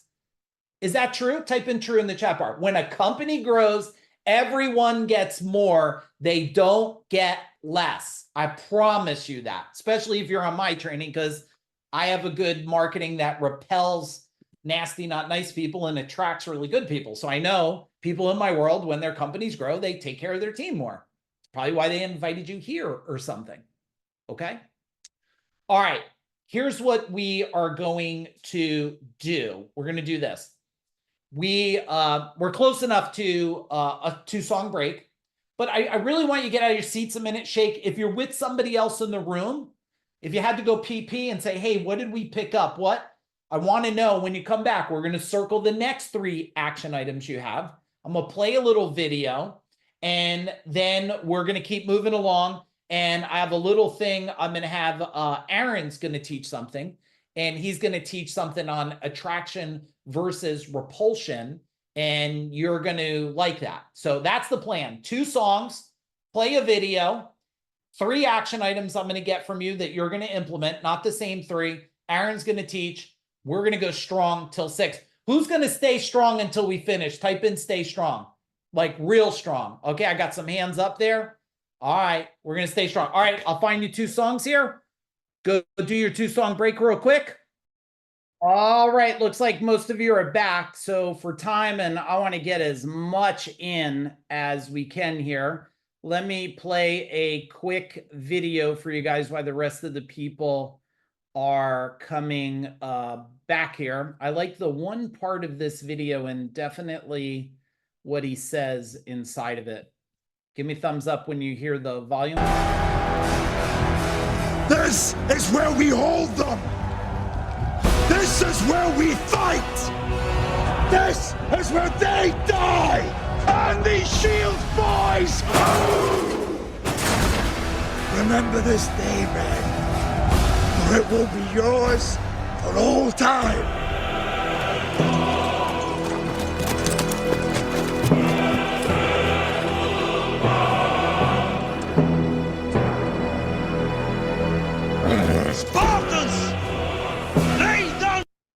The part that I wanted you to get there was earn these shields and remember this day. That's just so impactful there as a leader facing, unmeasurable odds. And how many of you have been in that place? Type in the chat bar where you felt like you were just facing like odds that you never thought you would beat, and then you beat them. Tell me in the chat bar. Have any of you ever been there? You're like, I just have these odds, and then you beat them. And the more you feel certainty is, the more you beat the odds, because I will share, a lot of people want to say success is lucky. It's never been lucky for me at all. There's been no luck. I have not won stuff. My dad didn't give me stuff. And I think what that does is that builds in you a sense of, you have to do this for yourself, and you have to be ready to do that. So I'm going to hand it over to Aaron in a second. He's going to teach you some items here that are going to be really great, which I want to make sure we at least get this in before the training. And then after he's done, I'm going to bring it to a finish line. Now, for some of you that jumped in, hey team, can you put the link for one, how to get the Mind Power book? So you can put that again. So guys, I want you to look for links right now. So the Mind Power book. If you want to get, and you didn't tell us, Michael's book and also Aaron's book, I want to make sure you guys get that stuff. And then the last thing is, if you want to attend any of these trainings and you're not signed up for them, for marketing power, relationship power, leadership power, and author power. Author power is not a pillar because it's not needed as a pillar, but it is needed for authority and credibility if you want it. So if you want to write a book with us in 3 days, and you don't want to spend what most people, they spend 10, 15, 25,000 on writing a book. And we're going to help you do it for way, way less. And you're going to hang out with us for 3 days, which is going to be brilliant. And we'll take care of food and dinners, and it'll be a blast. So you have the list of everything there. Let's do this. I want your 3 items, because I told you you're going to give me 3 items, action items. And also, if you're going to fill out that form, I'd like you to do it now, because after we're done, the team's going to be off and I want them to do what they have to do. So put your 3 action items and click on the form link, and any trainings you want to attend or you're considering, fill it out now. So go ahead, do that real quick. Let's make fast action of it. Fast action. Go ahead. Fast. When you're done with that, when you're done with your actions and you filled out the form, just do me a favor. Just put done in the chat bar. I'll give you some fast moving music here while you do it. Okay. Here's my today fast moving music while you do it. Put your 3 items, fill out the form. If you're not already signed up, if you're signed up, don't fill out the forms, please. And when you're done with both of those, type in done. You guys are doing great. Keep going there. Keep growing. And everybody read everyone else's, because you're sending vibration to help them all. So, and you might pick up some that you missed. All right, everybody. Looks like everybody's pretty much done. Hey, I'd like to invite to the stage here my very good friend for well over a decade and business partner of mine and my beautiful wife, Jen. I'd like to invite Aaron to the stage. So Aaron, take it away. And Aaron, some people, we got some new people here. So if you could give them your 2-minute background about your MBA and all the stuff you've done, that'd be awesome. Take it away. That awesome.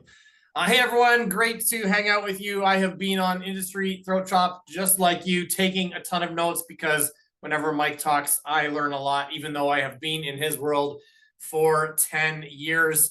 So yeah, let me start by just sharing a little bit about me, in case you don't know who I am, and those of you who do, you can continue to be wowed and impressed maybe. All right, so way back in the day, my undergrad was in something that you might be surprised by or puzzled by, and it was an undergrad in theology and the humanities. And for a while, I thought I was going to be a minister. My life took a different path, and I realized what I really wanted to do was be a writer. That was like my ultimate goal, even since when I was a kid. And so I worked toward being a writer, and I've written a number of books. The Sales Funnel Bible was my first book, and the Real Estate Investing Copywriter's Playbook was my second book. I'll talk about my third book in a couple of minutes. So I became a writer, and I started professionally writing like magazines, books, and marketing material. And at first I was writing for anyone, and then slowly I started to focus a little bit more, focusing ultimately on real estate investors. And I became the real estate investing copywriter, the only one in the world who is exclusively focused on real estate investors. And I worked with some pretty high-level investors, had a really neat experience for over a decade. Along the way, I got my my MBA because I really loved learning about business. And somewhere in that story, I skipped over it because I was excited to tell you everything. But I actually, for a brief period of time, was also a stockbroker and like investment rep, investment advisor, whatever they're called. They're called different things in different countries. But I could sell stocks and bonds and funds and that kind of thing. And so that's my journey. I started out thinking I was going to be a minister, somewhere in there. I was a stockbroker. Then I ultimately landed on real estate investing, copywriting, and I was a real estate investor myself.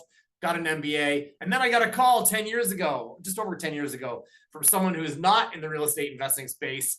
He had been a referral from one of my clients, and that person was Mike.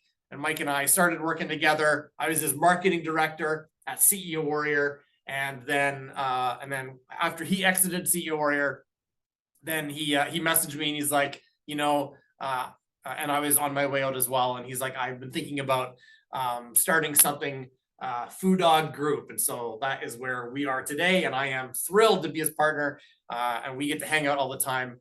Get to work with such a great friend, him and Jennifer. It's a great time. So I'm telling you all this, not just to boast, because actually is layering in a couple things that I'm going to talk about today.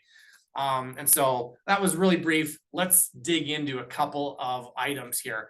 First, I want to ask, since most people here are business owners, how many people want more leads or clients? Put yes in the chat bar if you do. And if you don't, that's totally fine. I respect that. But I'm curious, just so I know who I'm talking to, because if you guys are answering no, then we can just cut this short. But I'm seeing a bunch of yeses.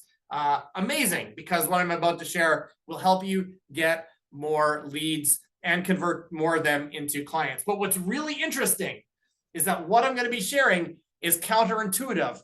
Most people want more leads and clients, but most people do actually the opposite of getting them. And it's very interesting. And I'm hoping by the end of the next 20 minutes or so that I have your attention. That you are going to be surprised by maybe some things you might be doing backwards and empowered to do things in a different way, even in a scary way. So if you're gonna be bold and willing to be just a little bit scared and stretch yourself, put me in the chat bar. Jason says, which is better? One customer spends $1 million or 1 million customers that give $1? Ooh, great question. Great question. That's not really my topic that I'm covering, but my answer would be, I will take all of those. I'd take the customer that spends $1 million, and I'd also take 1 million customers that spend $1. There's different benefits of both. But that is a conversation for another day. All right. So I got some people who say me, thank you for willing to be bold. So people are doing their marketing in a way that actually hurts their ability to create leads and customers. And I see it every day. And I saw it when I was a real estate investing copywriter. So let me paint the scenario for you. I would have clients, brand new clients. I'd pick up the phone back in the day when we talked by the phone, or I'd meet them on Zoom or whatever. And I would ask them what kind of marketing that they needed and what their goals were. And then I'd lay out a proposal, a suggestion for them of what I thought could get them to where they needed to go. And quite often my suggestions were pushed back. They would push back on my suggestions because one of my first questions was, who is it that you want to market to? And they would say, everyone. I want to market to everyone. And I would be like, do you really want to market to everyone though? They're like, yes, we want to market to everyone. And so I would challenge them on this because let's do some math. There's like 8 billion people in the world. There's 1 billion of them that I think only speak Mandarin. So can you speak Mandarin? If you can't, then you got to chop off like 1/8 of the potential population in the world because you don't speak their language. All right, let's say there's another couple billion that can't even afford your services. So you got to chop off another. So we're down to like 4 billion. You've already cut off half of the potential people that you thought you wanted to serve.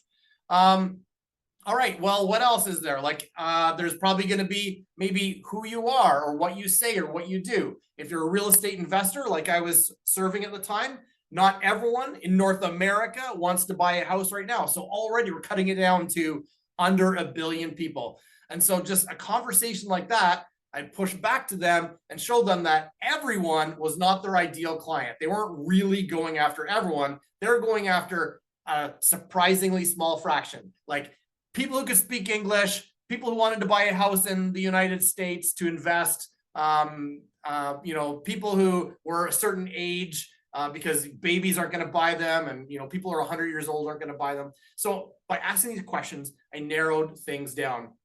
and then was able to present to them like, look, you're not trying to market to everyone.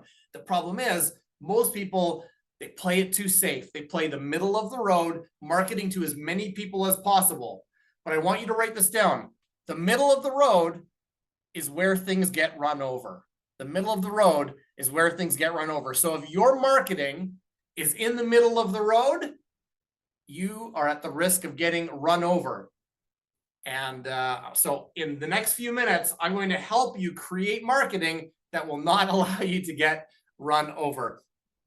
Okay, so I want you to think of it this way. There's really like two types of marketing. There's ineffective marketing and there's effective marketing. Ineffective marketing is like, it's like playing it safe. It's not saying anything that would offend anyone, being scared of anything less than 5-star reviews, working so hard that you don't get a hater on your comments. These are some examples of ineffective marketing because you're playing it as safe, as vanilla as you can.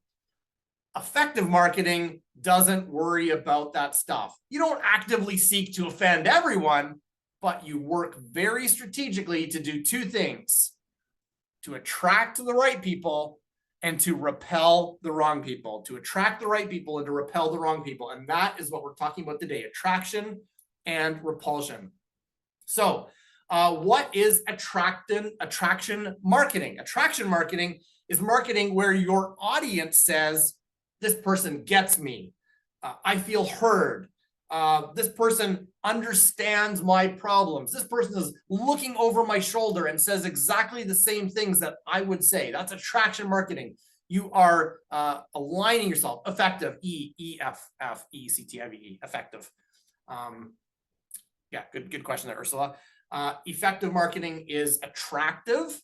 It's attractive to certain people, and it also repulses the wrong people. So repulsion in your marketing repulses the wrong person. People will say, oh, this person, they're not who I want to listen to. They're not who I want to follow. I'm repulsed or I'm triggered by this person. Your marketing should create those two emotions. In the right audience, it should attract, and in the wrong audience, it should repulse.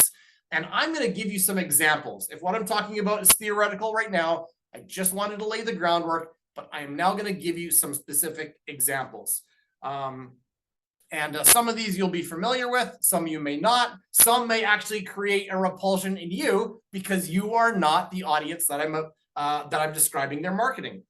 So let's talk about one of the best businesses that do attraction and repulsion marketing so effectively and so subtly. I'm going to play a commercial that they did, and this is one of the most famous commercials of all time. It's 1 minute long, and it for those of us who are in the marketing world or the advertising world, you will recognize this commercial even if you never saw it or work around watching TV when it was originally aired.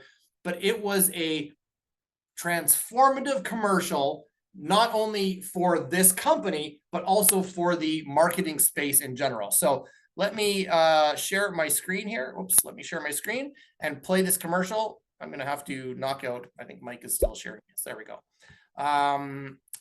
So share sound, optimize for video. All right, here we go. This commercial, and I'm going to play it, and then if you write in the chat the company when you see it, this is a perfect example of attraction and repulsion marketing. All right, so here we go. It's kind of faint. You just have to listen closely. History, a garden of pure ideology, where each worker may bloom, secure from the pests of a contradictory thoughts. Unification of thoughts is more powerful a weapon than any fleet or army on earth. We are one people, with one will, one resolve, one cause. Our enemies shall talk themselves to death, and we will bury them with their own confusion. We shall prevail. On January 24th, Apple Computer will introduce Macintosh. And you'll see why 1984 won't be like 1984. All right, that was, oh, hang on. It just went to the next video and that's distracting to me. There we go. All right, that was put on in that commercial is from 83, I think, actually, but talking about the next year, 1984, put on by Apple, Macintosh, whatever they called themselves at the time. And it was such a powerful commercial because it attracted the people who felt that the world was this sort of like structured and organized, and there was like mind control, and everyone was using PCs. And Apple came in with this, with like this person with the hammer, and they smashed the computer screen. And it was a transformative commercial. Like we look at it now and we think, okay, that's fine, but it was like it really was transformative in so many ways, and it was such a great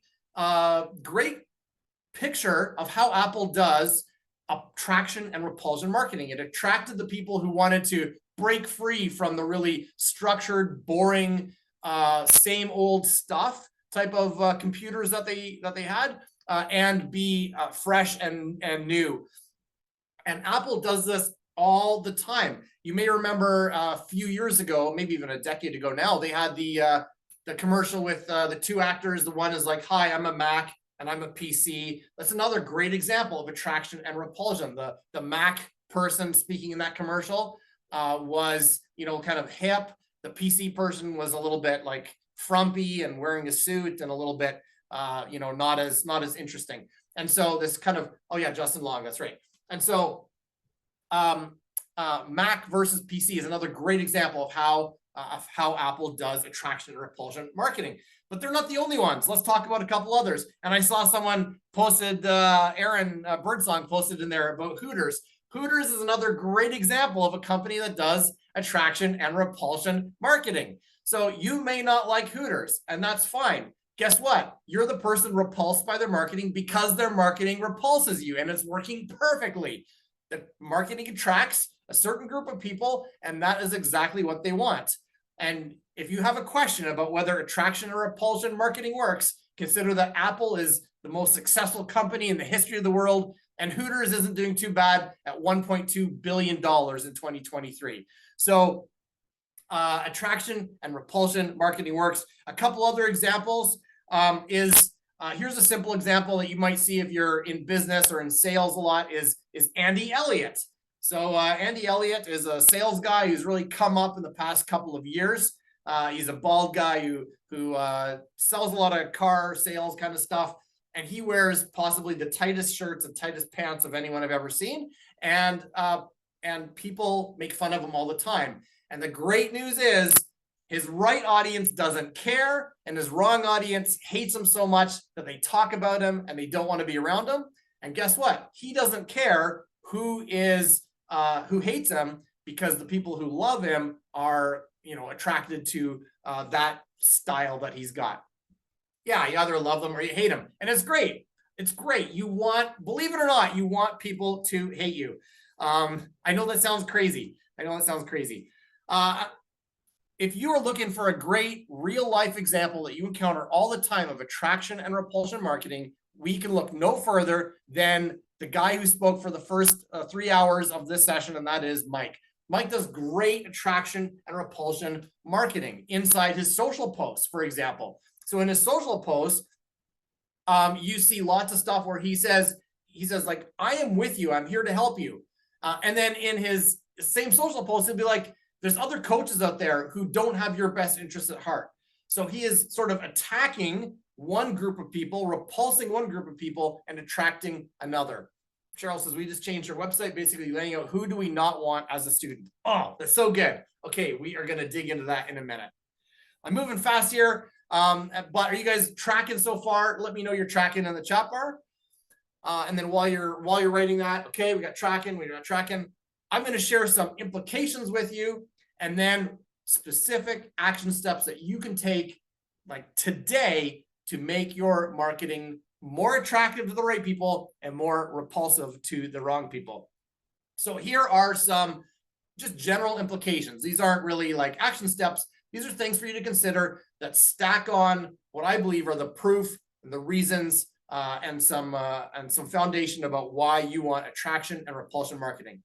First of all, I love attraction and repulsion marketing because it is your true self. It is your true self coming out. And I love that.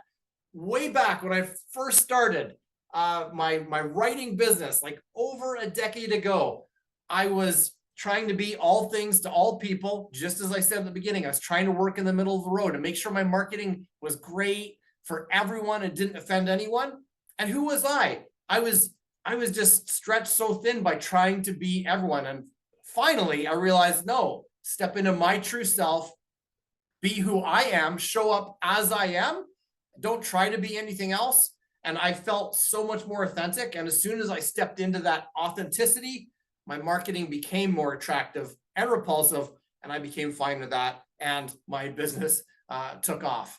And it was a huge awakening for me. So that's one implication, is you are stepping into your true authentic self. So if you ever feel that your marketing is not authentic, or if you feel that your marketing is cheesy or marketing is scammy, you are not marketing in your true authentic self, and you are working in the middle of the road. So be yourself, be bold and courageous. That's the first implication.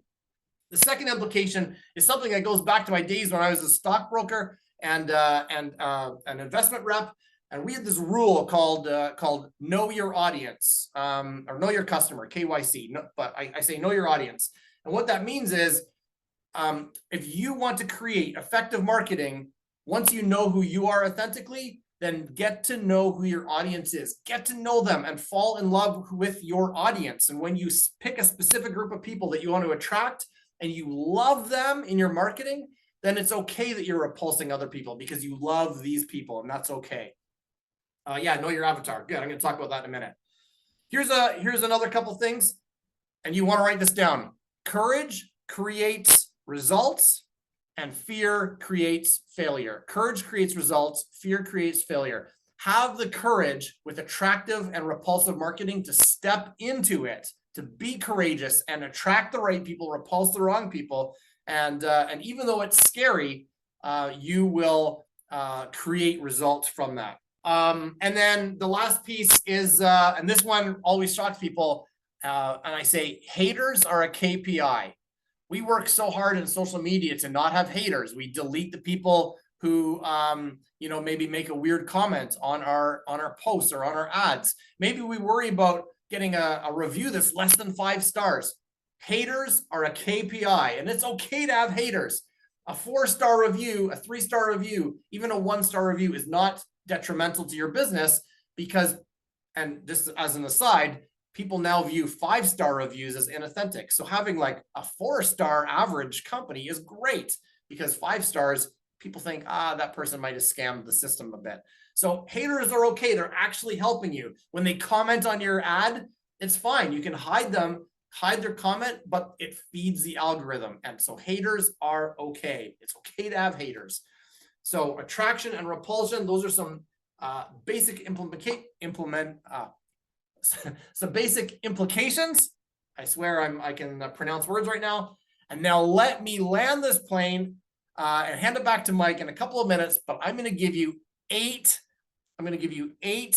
action steps that will allow you to create really effective attraction and repulsion marketing, simply even starting as early as today. So are you ready for your action steps? Put action steps in the chat so I know you're right with me here. Action steps. See, okay, we got some action steps. Okay, here we go. Action step number 1 is choose to be yourself. Choose to be yourself. Someone wrote in the chat too just now that said, yeah, being yourself shows authenticity. Making mistakes shows authenticity. People love that and respond to it. And I believe in 2024 and 2025, we are living in a world where authenticity and credibility are the real currencies that people value. And so you making mistakes and being honest and being hated by some people and loved by others is true credibility and authenticity. So action number 1 is be yourself. Action number 2 is identify your avatar. Identify your avatar. An avatar is kind of a picture, a word picture of your very best customers, your ideal customers who you love to work with, the ones who are profitable, the ones who are easy to work with, the ones who are fun, the ones who, who kind of reflect your values. Those are your very best customers. Write down everything about them. Describe them in detail. When I was the real estate investing copywriter, I had a little card on my wall. It was a recipe card. I had a photo cut out from a magazine, and I had little bullet points of who my perfect avatar was. Their religious background, their financial background, their educational background, their political background, and I would write to that person. And I still remember the guy's name. I had details about who, like his marriage, his kids, everything he did. And I would write to that person. My marketing became so authentic and focused. And guess what? I repulsed the wrong people and I attracted this person. And all of my clients ended up reflecting this person. So that's number 2, is know your avatar. And I would say as part of that, know what they love and know what they don't love. Know what they don't love as well. Stephen writes, I've struggled with this one because I want to rewire all the poor people's homes. Those are the most rewarding. Okay, great point there, Stephen. And I would say your avatar, it's a really good question. And you may consider having some different avatars, but I would say focus on one avatar, of the one that makes financial sense in your business. But there's nothing wrong with also having wanting to help people. And so one example for you, Stephen, just coming to the top of my head, I'm riffing here a little bit, might be that your avatar is a true, like a customer who can afford your services, but who also loves to help other people. And so maybe you can, have some kind of like buy one and donate one type of service, or, every service I do for you, help, you contribute to something in the community. Zappos, I think, did that. You buy shoes and they send shoes off to someone else somewhere else in the world, or something along those lines. And so you can create an avatar that serves your business, but also serves that philanthropic side as well. Bombas, right? Not Zappos. You're right. It was some different one. Okay. Moving on here. So I did number 2, know your avatar. At Food Dog, we have an avatar. We've got a picture of a person who looks like our perfect avatar. I'm just going to show it to you really quick. We're not going to have time to read it. I'm moving as fast as I can, but I'll show you that we have one too. Just we practice what we preach. Here is our avatar. We got their name. We have details of who they are and a picture here just to make them seem like a real person. That is our avatar here at Food Dog Group. And so we practice what we preach. So that's number 2, is your avatar. Number three. Now we're getting into that attraction repulsion piece. You're going to see some me stacking some pieces on here. Number 3 is, what are they listening to? What are they listening to? What is your avatar listening to? Who, what are the experts? What are the influencers? What are the, the social media? What are the businesses that they're listening to? What are the podcasts they're listening to? Find out who they are listening to. And here's the reason why you want to do that. Because if you want true, powerful marketing, you want to come in a different way. So everyone's listening to these people and you want to say, hey, guess what, everyone? You're listening to those people. I have a new and fresh voice in it with a different perspective. And so when you kind of gather together what's everyone else listening to, you come in a different way. And that is exactly what we saw in the Mac or the Apple commercial that I showed a few minutes ago. Everyone else was working on these boring PCs that seemed like office clones or office drones. And this one person came in with their hammer and smashed their paradigm. And that is the exact same thing that you're doing. Find out who your avatar is listening to. Think of that as the universe of the noise that they've got, and you come in as a fresh voice. All right. So that's part of attraction and repulsion marketing. All right. So number four is identify the many problems that your avatar has. You probably already did that in step 2, but just make sure you're listing out all of the problems that they have, because you're going to use it here in the next couple steps. So number 5 then is identify a bigger inspiring movement. Identify a bigger inspiring movement. Mike talked about movement earlier today. earlier in Industry Throat Chop. Even Stephen Brown was kind of talking here in the chat bar about a type of movement that he has in his community, or that he could have in his community. So identify this bigger, inspiring movement, something that's a bold vision that you can bring to your customers, something that you believe in.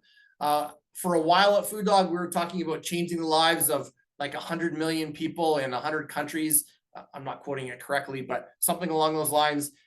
There are many companies that have big, inspiring movements. Those movements are an attraction tool, and you can speak to the right audience with the right movement.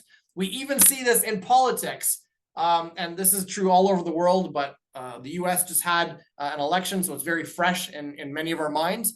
But each political party is a movement for the people that are aligned with those parties. So those aligned with the Democrats feel that they are a movement, and they attract one group of people and repulse the other. The same with the Republicans. They feel that they're a movement, attracting the Republican people and repulsing the other ones. It is the same in your marketing as well. Brand promise, personal transformation for 120 million people or more. Yes, thank you. Find a movement that inspires your audience. That's going to be part of the key attraction component, and it will repulse the wrong people. The people who are like, I don't want to do that big scale personal transformation. Okay, that was step 5. Oh yeah, now number 6. Okay, you guys got to roll up your sleeves, because this is where it gets really nitty gritty, where it gets really bold and scary. And some people on here may find this too challenging. And step number 6 is to identify a common enemy. Identify a common enemy. And it can be any enemy that your audience feels. And it doesn't have to be one person. In fact, it probably shouldn't be. That might be a little too aggressive. It can be a group of people. I'm going to give you some examples. Identifying an enemy politically, right? The Democrats identify the Republicans as an enemy. The Republicans identify the Democrats as an enemy. And I'm sure in this election, just like in every other election, people didn't necessarily always vote for the party they wanted, but they were really voting against the party they didn't want. So politics leverages that enemy concept very powerfully. The Apple commercial that you just saw is an enemy, talks about the enemy. And without being blunt about it, they were saying, hey, PCs, they're boring office drones, they're the enemy. So Apple does that really well. Here's a funny example of attraction and repulsion marketing that you might have heard, and that is Elvis, the famous musician. He had a manager who, of course, helped to market him and promote him and publicize him. And he had, Elvis paraphernalia that he would sell. He also sold "I hate Elvis" stickers, because he was promoting that he would make money by people who hated Elvis, but in a way, he was also helping to fuel the people who loved Elvis. So he had this powerful, he was playing both sides. It is really quite genius. So find a common enemy. And the great thing is, you don't have to pick on someone. You can pick on a group of people that your audience agrees don't align with them. And so let's see here. I'm thinking of an example of one. Well, I already gave the Apple one. Here's a great example. I don't know if you guys have seen this in states that don't get snow, but I live up in Canada. We get snow. In fact, we just got our first snow today, and it's amazing. But we have a commercial that plays here by a car company. And in that car company, they're trying to promote how snow ready, how winter ready their cars are. But there's these angry snowmen that chase after the cars. It's kind of this animated snowman, and it's a really great commercial, but the car's smashing through the snowman. So this car company just simply identified winter as the enemy. But we all have enemies that we can do. Mike, in his posts, talks about coaches, other coaches. There's a million coaches in the world. Anyone can be a coach. So in some ways, Mike is aligning coaches as an enemy. He's not hateful about it, but he aligns them as an enemy because the right audience understands that Mike is, they're attracted to Mike and repulsed by these other enemies.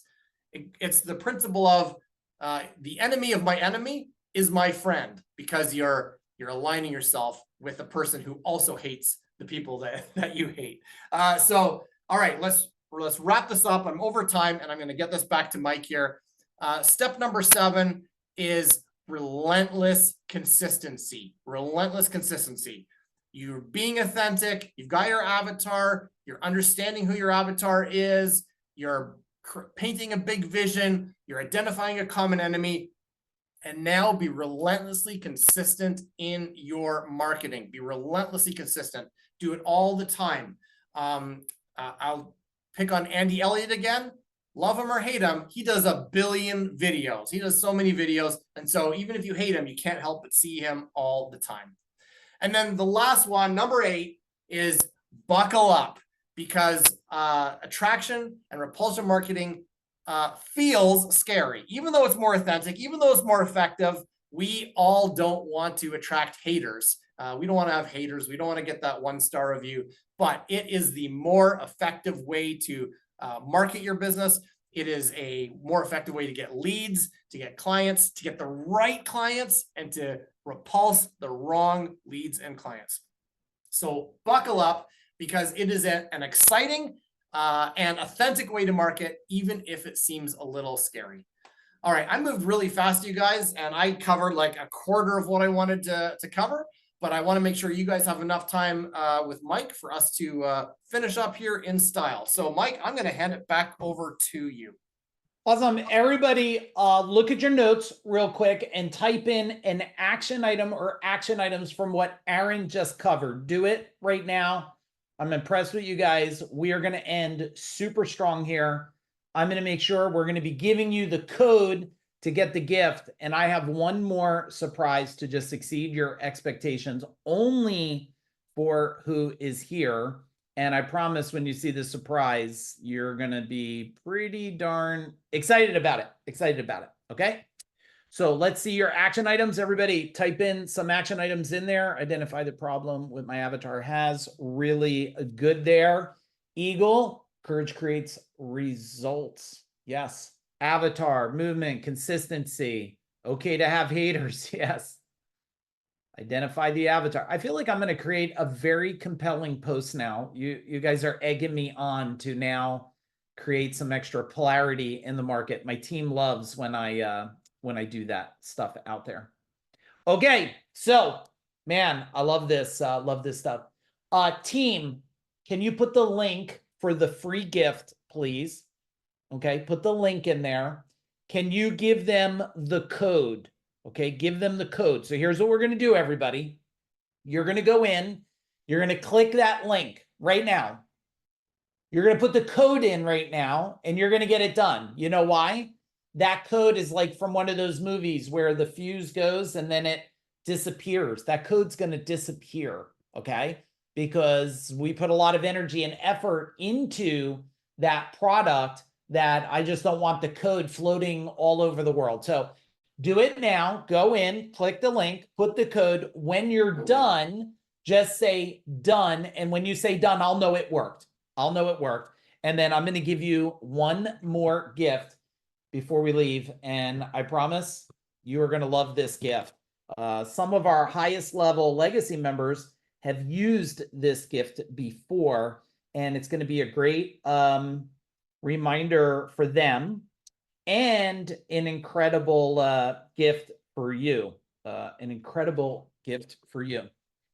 Okay. So, all right, Eagle. Yes, Danielle. Boom. Done. Let's do it, everybody. Let's do it. Hey, Legacy and Freedom Tribe members, I know you've been with us for 4 hours today, but if it's cool, how many of you are going to be coming to open access tonight at 7? Can you type in open access? If you're coming tonight at 7, just type in open.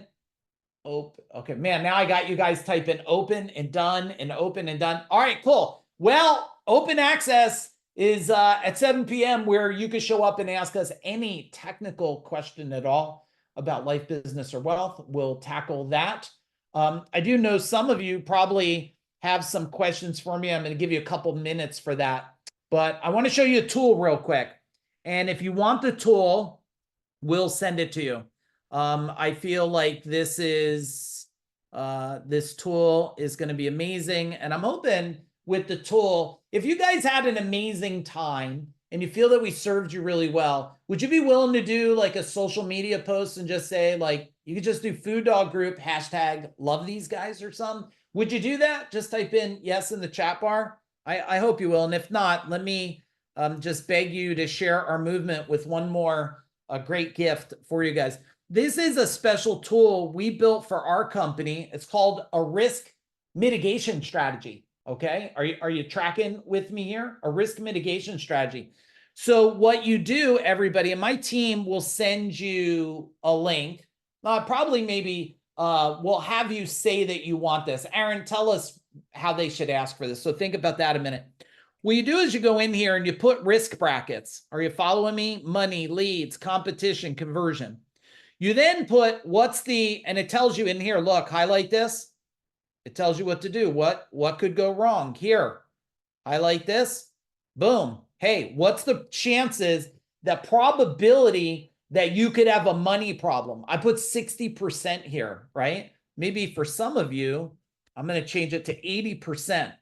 What will this risk cost me? So it's like, man, it's going to cost me a lot. If I don't have money, like, it's going to be bad. And how much control do I have over this risk? Well, I don't know. My contractors are closing up and they're doing this stuff. Watch this. Now, when I type this, I want all of you to go, whoa, in the chat bar. You ready? Get ready to say, whoa. Boom. Type it in. Type it in. Whoa. It now points out, Alan, the obvious for you. Like, holy shit, I have a money problem. I have a pricing problem. And this is a quick, everybody has a team member on here. Implement it immediately. Now what you do, okay, this one's going to probably earn you're going to type in the chat bar, holy crap, or if holy and crap can't go together, just type in whoa again. The third, ready? 3, 2, 1, boom. You build your mitigation plan. What can I do to reduce the probability of this happening? What can I do to lower the cost impact if it did happen? What can I do again to gain greater control over the possibility of this happening? Okay. Can you just type in, I love you, Food Dog? Have we earned that? After 4 hours of power training, can you just type, I love you? Well, clearly, if you didn't love us, you didn't stay for 4 hours to figure out if you do love us. I'm going to open it up. If you do want to ask us a question for the next couple minutes, you just hit the raise hand. You could ask any question. I do want to give you guys one last reminder. We will get you all the free books and stuff. We will get you that special thing right there, the risk mitigation tool that we use in our own business. And team, if you could put the link again, I hope a whole bunch of you, instead of wasting money on crap that's not going to move your life, I hope you'll invest in yourself, your future, so we can remove pain and change your life. And I hope you'll fill out the form and tell us, what do you want to attend? I know a whole bunch of you are already signed up that are on here because I see who's here. I know a whole bunch of you are coming to leadership. Who's coming to leadership already? Type in leadership. Who's coming to leadership? Type in leadership. Who's coming to author power? Type in author. Let's see. Who's coming to relationship? Type in relationship. Yep. And who is coming to marketing? Look, Kathy's like, everything. I come to everything. Hashtag love Kathy and her movement. Okay. So here you can see everybody. You're going to be in amazing, incredible company as we go into author power. Then we kick ass in marketing. Then we have the leadership. Then we have relationship. And I promise, our promise to you is not only the movement, and you can see how fast Tara knows our movement of impacting 120 million people or more in a decade or less in 100 countries or more, that we will keep changing the world. So if you have a question, you can raise your hand. If not, I'm going to get ready to find our, our end song on the way out here. So I already know the song that I'm going to play for you on your way out. So, all right, Lisa, boom. Yes. What do you got? What do you Hey, Mike. Hey, Hey, what is the next level for me to work on having more certainty? well, look, certainty is if you haven't been through our Change the Channel program, I have it. I don't know what we sell it for, but you could reach out to Tara. I think you speak to Tara a lot. Tara's amazing. And let's see, I don't know what it sells for. Let's see if we do something. Change the Channel is the #1 training about shifting people's identity. Okay, we've done it many times. It tells you how to become. We need to become. So that would be the first one, and then the next one is. Look, leadership teaches you certainty because you have not been shoved in front and said, okay, let's look at your certainty. Now step in again. Let's look at it again. And you remember at the last training, what was the last one you were at in person? It was the one in September. Speak Your Impact, right? Speak Your Impact. Yeah. Did we Ben Steele and stuff there? Sure did. Yeah. So what happened from now till then? Lots of good stuff. I believe in myself. I believe that I can bend metal. So you want to go the next level of certainty? Is that the deal? Yeah. Okay. Yeah. So I would tell you the online training would be great. Change the I am channel. signed up for leadership. You are signed up. Well, that's going to be a game changer for you there. And then the other thing for you guys, I didn't really talk about it much. Look, the thing about trainings, Lisa, and I'm going to tell you this because it's serving for you. It's not serving for us. Is what happens is for all of you, we built Freedom Tribe and we built Legacy. If you're a Legacy member on here, can you type in Legacy? And if you're Freedom, can you type in Freedom? The reason why we built the programs is because 4 years ago, Lisa, we did a training and people went away and I was like, yay, I had so much fun doing it. And then they came back and they went from here to here. And I was like, what the fuck is happening? And then I did a training and they went from here to here. And then finally someone said, you can't give us a break. You just need to give us a program where we're either doing a training or we're connected to you. Because space does create resistance because you're going, but then there's that one question that you're like, how do I make this move? How do I implement this subscription program? How do I raise this price? How do I build this authority? And you keep waiting for the next training. So you lost 3 months. So think about those items, change the channel. You already come to leadership. And I would say consider one of our programs because when you like tonight, which we're going to end in a minute, from every single Tuesday from 7 to 8 p.m. is open access where any one of our members come on and they say, I got to look at this marketing, solve this thing. I need to get more customers, save more money. And you're getting that every week. And that's just that one call. So that call over 52 weeks is 52 solving. And then on Thursday night for like Freedom Tribe, we do 90 minutes. So now you got 2 calls. So you have pretty much throughout the year, like over 100 sessions of solving, not counting the training items. So I'm not pitching on them, just inviting you to don't have space because space sucks and then you don't get to where you want. And you're built for way more. I know that. I just need you to keep remembering it. Heck yeah. Well, I got Rihanna here now, so we're going to be keeping each other accountable too. That's the plan. Well, that is awesome. So I hope that's helpful. Look forward to serving both of you. Thanks for bringing her into our world. Thank you, Mike. I really appreciate everything today. Oh, awesome. And you guys played full out. Super and Aaron and everyone's team. Super excited for you guys. Okay, guys, that's it. It's 5:59. This song's longer than a minute. I got the song picked for you. We love you guys. We appreciate you guys. We'll see you on the next training. The rest of you, see you on Open Access.